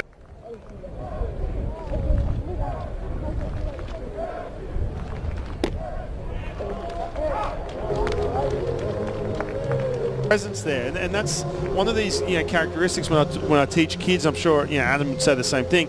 You have to have that alpha mentality. That was Adam, right? Yeah. So I remember that every level he went to, even when he came to the big leagues in 2007, 2006. All you hear about is like, oh man, Adam, he's just he's not a typical rookie. Back in 06, 07, you had to sit in your locker room and be yourself. Mm-hmm. That wasn't the case with Adam. And then obviously 2008 he gets traded over. Now I do remember the first time I faced him, and at this point, a stud, like just putting up serious numbers, one of the best players in the game. And he had that presence. He'd walk up, he was vocal, and he just had that presence about him, and he was scary to face. He was. And Grant Balfour, good buddy of mine who had a chance to face Adam a lot in the AL East, he said the same thing. Yeah. He said, man, Adam, he just had that presence about him come up to hit. I don't know what. I think I punched you out 16 times or something, but no big deal. I don't think 16 times, huh? No, it's always like, they try and slow this game down. They're trying to make this game into a science. This game is an art. Baseball is an art. And when you're walking up to the plate, you're an artist. And I always took my time to get to the plate. And I always wanted to be like, look, the fans are here to watch us play. Let's enjoy this at bat. But again, I'm coming up there and I'm trying to do some damage. And every at bat, every time I walk up to the plate, I want to do some damage. But I also want to play the game. I was always one of the guys who's selfless hitter. If there was a guy if I needed to move the guy over, even if I was hitting 3-4 in the lineup, I played the game well. I played the game right. I tried to get the guy over for the next guy. If I got him in, hey, great. But I always tried to play the game. And I was taught by some good guys. Willie Bloomquist, J.J. Putz, Matt Thornton. Those guys, not the biggest names in the game of baseball. They're big in obviously Seattle. But those guys put their foot in my ass and told me, hey, you're a first-round pick. Congratulations. But look, the real money's being made in the big leagues. I want to see this talent. And Bloomquist still to this day still wears me out. And he's the reason why I worked so hard. Even though I had the talent, first-round pick, yeah, but you still have to put in the work. And I had the right guys around me to force me to do it. I have to ask you about the catch again, and it'll just be known as the catch, and we're going to get another look at it here. Tell me your favorite you make the grab, which you said you look in your glove. Look at him. So stoic. She's blonde juiced. Girl behind you, incredible face. Your favorite part of the reaction as Edison Valerio sends this one deep out to left with the bases juiced. He's about to make an Adam Jones catch? No, he didn't. It's gone. He was going for the Adam Jones catch, and instead a grand slam. This game's over. That is a big old blast, and with now a 16-run lead, Czech Republic will still get to bat in the bottom of this inning, but if they can't cut this thing down to under 15, it will wrap up here in the fifth. This, getting to live in WBC lore forever with that catch. Your favorite element of it, was it Manny Machado tipping his helmet to you, the crowd reaction behind you, or I think an underrated part of the play, Tyler Clippard looking out and screaming, "Oh my God," because you saved him with that catch. I got to watch the replay, because obviously, play happened, and I got to watch the replay on the board, and I'm just like, oh, did I really just do that? And then, all the different camera angles, watching Dominicans bench, they were like, oh man, they all were just like floored, like did he just do that? And that's how it works. You play the game hard. Good things happen when you play the game hard, and that's how I always played. And that's why my body hurts now, and that's why I golf, because I can't run. So I need to swing, but I can't run. But that play obviously is going to go down as one of the greatest plays, especially international play. And hopefully it inspires a lot of kids to play the game of baseball and I always tell people, hey, that wall, it's forgiving a little bit. Don't be afraid to hit it. It's okay. Run into the wall, dive, do all that kind of stuff. And like I was telling Team Spain, is like, look, you guys be explosive, be aggressive, do things aggressive, and show all your talent. And every day I went out there playing baseball, I try to just show my tools. They are certainly doing it today with an 18-2 lead here in the fifth. What do you hear from guys around the big leagues now about the WBC? You put such a stamp of legitimacy on it with that event and with that championship. And Ryan asked you a little bit about how you talk to players after you had the experience. But when you hear from guys now about the WBC, what do they talk about? Well, I mean, it's the international play. Obviously, being able to represent your country. Obviously, it's a lot more prideful for the Latin guys and the Team Dutch, the Netherlands teams. Obviously, because they're so close knit to us, we play against them all the time. So when you play against, you don't play against the Japanese players that are playing for Samurai Japan. You don't get to play against them often. So you're just like, you're getting to play against your peers. But I think the great part about it is you see the passion that, Puerto Rico, Dominican, Venezuela has. Obviously, you played against them and you play with these guys on a daily basis. But you got them all together, and they're representing their country. Like, I remember, like, our bench was so mad at Dominican. They get a single, and everybody's outside of the dugout, like, going crazy. Our bench is like, what are you guys doing? Like, get the heck in the back of the dugout. And I'm like, that's passion right there. I get it. We don't have that kind of passion. So after we played them, me and Kinsler was on the bench like, hey, because in the championship game, like, we playing Puerto Rico, like, we were that. We got a base hit or making out. We were on the top step going crazy because, like, let's show some passion. It's okay. It's cool to be stoic and all that kind of things in certain ways and be professional. You're playing for your country. Have some fun. And watching these guys at the international level, they have so much fun. And again, it's a business. You want to play good. You want to play well. You want to advance. But you also want to have some fun. Enjoy it. And it was great being on the other side, watching the other benches. They go crazy. And I was like, hey, look, we're a little boring in this dugout. Let's turn it up. We're good. Let's turn it up, okay? I get it. You guys want to read a book and stuff after the game, but let's turn it up. Let's go. Posey, let's go, bro. Like, come on, man. Let's have some fun. I tell you what, Team Spain's having some fun right now. 18-2, and Czech Republic threatening that mercy rule. The Czechs are going to have some beers very soon, and I'm going to have some with them. You got to press that reset button. Have you had Czech beer before? Oh, yeah. I think Prague is some of the best. Yeah, Prague's amazing. Prague's amazing. I love Prague, and it's right around the corner from here. And I was going to say, it's a very short distance from here. Ryan's wife was talking about just taking the train and hopping over there. Quickly, it's easy. And there's so many flights all around Europe. You're talking a 2-hour flight. You're not from San Diego to Denver. You're from Barcelona to, here, Frankfurt, Cologne, Istanbul. There's so many places that are close, and like I said, I can take a 2-hour flight in San Diego. I'm in Dallas. I live in Denver. You ever want to make that flight and hop over and hang out? I don't want to go to Denver. I don't. It's not quite Barcelona. I get it. I get that. I go to Aspen. We ski in Aspen, but I don't want Denver. I don't know. But right down the street from the hotel, the team hotel, was this breakfast place, and they had amazing. Pigs in a blanket. Oh, okay. It was amazing. And like a big one. And I remember I'm a foodie too, so I was just going over there. I was like, I'm gonna eat all this stuff and try and enjoy this stuff. Hanging out upstairs at the 2022 World Baseball Classic qualifier, Ryan Rowland-Smith, Adam Jones. I'm Tyler Vaughn. Good to see you. 18-2 is our score, with Spain just blowing up today offensively. Yesterday, just a 5-4 win for Spain. And Adam, you got a chance to watch that game. Yeah. That South Africa team, really impressive. They battled, and we heard that from their coaching staff, that they knew that was going to have to be the game, the type of game that they would play to hang in.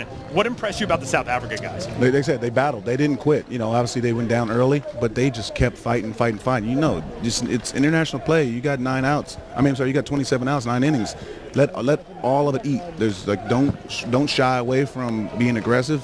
You got to play these games like there's no tomorrow. It's like these are all games of sudden death, and for them to just continue to fight, and they lost by 1 run. Yeah, I think that was the best game so far. And what I most pay attention to is that the game is being broadcast down in South Africa. South Africa is not the biggest baseball country. We know that. They got some solid wine, by the way, but the game's going to grow. The game is growing. The kids are going to be watching and be like, look, hey, I want to be this guy. I want to see him. I'm seeing him on TV. I want to play this game. That's what it's about. Again, you want to win, but it's recognition. It's representation. And, these kids are seeing it. And that's why, you see the Latin countries, all these guys' favorite players are all baseball players because like this representation. I'm seeing Vladimir Guerrero on TV, so I want to be Vladimir Guerrero, and and practice the batting stances. And, I think we do that no matter what. I mean, I followed everybody. When I growing up, followed trying to bat like Ken Griffey Jr. or try to do all these kind of things, and it's just representation. And when you get to see somebody that looks like you doing what you love to do, it makes you want to be a part of it. Make a great point. And again, you come from a situation where if you're from South Africa, even me for Team Australia, when you are a kid and you all of a sudden are watching, that's what's so important for these teams to get there. You're watching guys who you watch locally, because a lot of these players are not playing professionally anymore, but they still see them at their club level or around Australia. Then all of a sudden they're 60 feet away from Adam Jones or David Ortiz. Like, oh man, all of a sudden they cling on to that and they never forget it, and they try and be like those guys coming from their country. You make it great. That's sure. I mean, you got to watch. Nielsen, Graham Lloyd. You had some really good guys to watch being from Australia. And that's how it's representation. You see a guy, you love the game of baseball, and you see a guy being successful, and then giving back to the community is it's like just let you know, like, hey, you can be where I'm at. You just have to work hard, and for sure. This ballpark's a great example because Max Kepler came from this venue. And we talked about that with Steve Janssen, the manager of the Germany squad, that now he's the example that you can talk to for kids around here of like, that kid came from the same roots that you can come from. 100%. And having that example is big. It's funny when you get in-booth broadcast interviews and you're excited for them, you think like, we're never going to get enough time to talk. This has been like a 9-hour-long inning. These innings are so long. Yeah. Oh, don't tell the commissioner about this pace of play over here, huh? I love it. Clock so bad. We got Adam Jones at the best time. Oh my gosh. We're talking what? We're 2+ hours, right? Yeah, 2.5 hours. I think you got here before sunrise. I think for this inning. I opened up the place. We're still playing. I'm like, you know what? This should be like a spring training game or in instructs when you just roll the inning. The manager just comes out like, just roll this. You guys hit. We can just go home. Like, this is just ridiculous. This is taking way too long. This has been a lengthy inning. This will be the 14th batter to the plate this inning. Well, I might go hit. This is going on so long. I might go down there. I was going to say you could probably. I was going to ask you. You ever thought about just like joining a random club team around Barcelona somewhere? Just like former 5-time All-Star Adam Jones will hit cleanup for us today. I can't. You can have somebody run for you, like in the. I would love that. In the Babe, the movie with John Goodman about Babe Ruth. I got an opportunity. My kids, they want to see me play still and all that, and then I just tell them my body hurts. And my agent, he has very big ties out to Italy, and my kid's like, you should go play in Italy. I tell him, I ain't playing for no damn pasta. I don't want playing for no Florentine steak. I'm not doing. Let's just go there and we can watch the game. I will say I did the Olympic qualifier in Italy in Parma, and they had an in-ballpark chef, and the ballpark food was incredible. Yeah. It was ridiculous. And one of my funniest Twitter interactions ever, I was a minor league radio guy one time, and I tweeted, one summer I ate Papa John's at a ballpark every single day with a picture of the Italian ballpark food, and this bloop will get down. And Papa John's responded with the pizza emojis, and I said it wasn't supposed to be a compliment, Papa John's. That wasn't I was showing off the good food in this ballpark. But what's the most surprising place that you found a baseball connection or a place where people are hungry to grow the game? We're talking about, with the guys from the Great Britain team last night about the Bahamas, and there's so much talent coming out of there. Obviously, Jazz Chisholm is the guy right now from the Bahamas. Where else have you been where you think, man, it's kind of surprising there's some hunger for baseball? I mean, obviously Japan, being over there, I mean, they live and breathe baseball. Like I said, the Bahamas, those guys are really, really hungry for the game of baseball. And obviously Jazz right now is the face of Bohemian baseball, which I think is great. You have Todd Isaacs, who does this Don't Blink campaign down there, and I wanted to go down there, but it was either go to the Bahamas or go to Maldives. So I'm like, I'm going to Maldives, okay?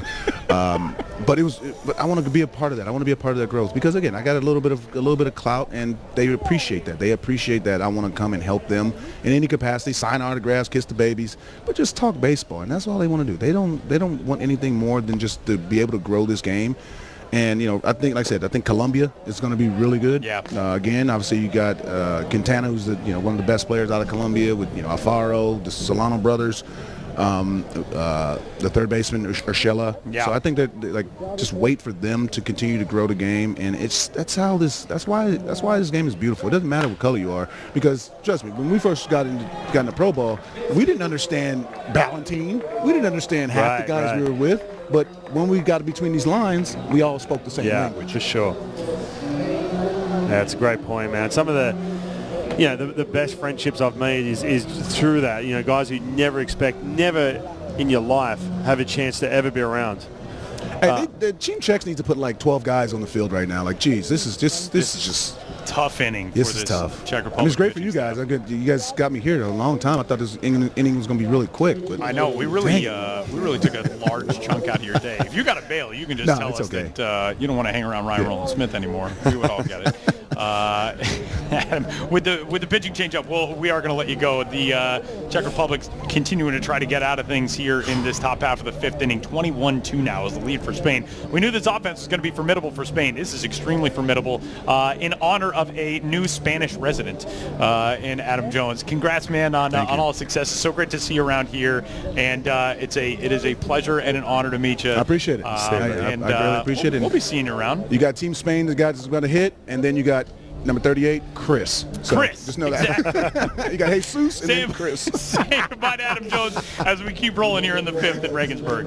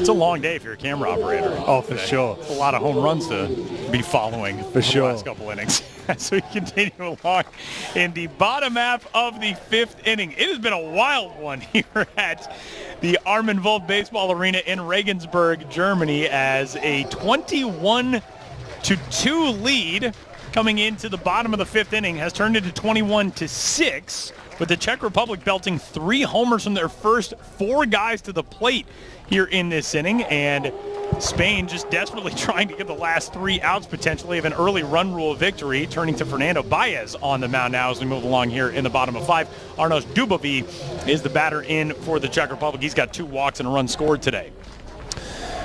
Yeah, the other part of this is too, obviously that mercy rule, you want to get out of here if you're Team Spain, but you want to be rolling through all these pitches as well. Fly ball in the air to center. Angel Beltre easily able to track that one. Looking into the sun, but he puts it away anyway. And that is the first out here in the bottom half of the 5th. I feel like we now have to find Adam Jones post-game and say, see, it wasn't our fault. The Yeah, ball's just exactly. fine. That's right. So cool Man. to get a chance to hang out with Adam Jones for a while here in Regensburg on day number 2 of this World Baseball Classic qualifier. And you said yesterday you came into the booth and said, I just ran into Adam Jones downstairs. I was like, wait, what? Which I had no idea he was going to be here.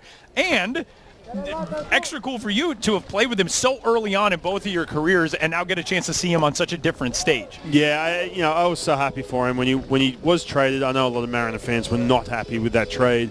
Eric Bedard, I don't know if you remember. Yeah. But, Eric Bedard for Adam Jones and George Sherrill, Chris Tillman, who had a really good career in the big leagues as well. So it was, the Mariners were right there. They wanted to be in it. They wanted to get the strikeout leader from the year before. Eric Bedard didn't work out. Adam Jones went on to have a superstar career, 5-time All-Star, 4 Gold Gloves. And so, just to see him again, I was so happy for him, like I said. But I remember him as just a kid. And, to see what he's doing now, it's just great to sit down and hear everything that he's done, he's been through, everything he's up to at the moment. Fantastic. It was a lot of fun. Eric Bedard was coming off a 5th place finish in the Cy Young voting in 2007 and then went to the Mariners in 2008. And Adam Jones went to the Orioles, and the rest is history in his career. And there's a swing and a liner out to right field, and that's going to get down and then get past Chris Kwitzer, and it will go all the way to the wall. So the potential game-extending run is in scoring position now at second base in the bottom of the 5th. Man, there's some fight in this Czech Republic dugout right now. All of a sudden, bats have woken up. It's been plenty for them, but maybe a little bit too late. But getting some pitches, man. Maybe you're looking down, down that depth chart a little bit from the pitching from Team Spain. At least Nelson Prada's getting a good look at who he can use for that last game to solidify a chance to go to the World Baseball Classic. If they win this, they're 1 game away, 1 win away from getting there on that big stage in March. It's something funny. This morning we were talking about the format, and you said, wait, so Spain wins today and then wins their next game, they're in. And we're talking about we're doing all the broadcasts together, and it's so much baseball over such a short span of time. If you come in and catch fire early, you move on. You get all the way through to the main tournament in March. Well, you come out of this and coming into this inning, you're up 21-2, so your confidence is through the roof. But then all of a sudden now, you're running into a little bit of a roadblock here on the pitching side. So, man, it's interesting. But like you said, you have to catch fire early, put it all together at the right time, and get to that World Baseball Classic pool player. Pinch hitter here out of the 9 spot in the order for the Czech Republic is Milan Prokop, who comes on in place of Jakub Heitmar. Coming up at 7 o'clock this evening local time, we got a really good matchup on tap in front of a sellout crowd here in Regensburg. As a bouncing ball to third, gobbled up over there by Valerio, and his throw is on target and on time. That's a nice play by Edison Valerio playing that ball back. Great Britain, last night, big winners, 14-4 over France. They will take on the host nation, Germany, like I said, in front of a sellout crowd. And not just Adam Jones hanging out with us today, but as our producer Tim Fryer would like me to refer to him, it's always sunny in Philadelphia. Star Chase Utley will join us on the broadcast. Former longtime big leaguer will be here hanging out in the booth tonight. That'll be pretty cool. That'll be fun. I can't wait. Be good. Chase Utley living in Europe for a year or I will so. say, if you was watching the game today, And you did see the length that Adam Jones had to sit here. Like, I'm not hanging out with these dudes 90 minutes. What are they, nuts? Back at the top of the order with Wojciech Menchik, who hit a home run to lead off the bottom of the first inning, added an RBI single in the fourth on a 2-for-2 day with a walk for the Czech Republic. 0-1 is down. 1-1. One thing that Adam Jones nailed in our conversation is he asked us, how can you guys do broadcasts up here with the food smells? The food smells in this ballpark are amazing. Incredible. And I am very ready for our between-game meal. And I did appreciate the shout out for the pronunciations on the names too. I did too. That I don't know if I've ever felt cooler as a broadcaster than somebody looking over my nerdy pronunciation guide and thinking it was a good thing to have. By the way, that ball off the bat of the pinch hitter Smola that got past Quitzer in right field, or check that. Actually, the change in right field with Usteri's out there, that went as a single and an error. For those of you keeping score at home, who keeps score at home in the 21st? Do you think anybody really like watches a game or listens to a game and is keeping score at home? 100%. You think so? 100%, absolutely. Really? Oh yeah. You would know as a guy who's on big league broadcasts. Like I'm sure you've heard from people who do that. I thought you were saying I was old. You would. My generation. As somebody who grew up watching baseball in the dead ball era, you would know. Out to short. Nice pick by Noelvi Marte, and he throws it away. Around third, the runner will score to keep this game going as the Czech Republic has played it 5 and cut the lead down under 15. Wow, Noelvi Marte, we've talked about his prospect status. Having a few issues. Shortstop yesterday and today. This ball's hit hard. He spins, sets his feet. You think he's got plenty of time, but that weight taking him out towards right field. Loses that throw, and all of a sudden now Czech are back in business apparently. Got some more time to keep swinging it. Where's Adam? We're going to bring him back up here. Continue the conversation. By the way, you can find Adam Jones on social media at simply AJ10. He's such a fun follow on Twitter. And, you know, when he was in Japan, it was so cool seeing his experiences through his lens. And what a fascinating guy. And to be in a position now where, you know, he's still young. He's got young kids. He's got a family that he's able to take around the world. And his mission now, his calling, he feels like, is how do I continue growing the game of baseball? And it was really cool in that press conference last night with the Great Britain guy, seeing how earnest he was in what can we do to help you guys grow the game where you're from. I just thought that was so cool to see. Yeah, I had a good chat with him yesterday too, just even about, hey, getting down to Australia. I was like, for sure, let's do it. Like I said, hey, if you want to fly economy, I know you're, business big time. Only. Yeah, I mean, when was the last time he flew economy?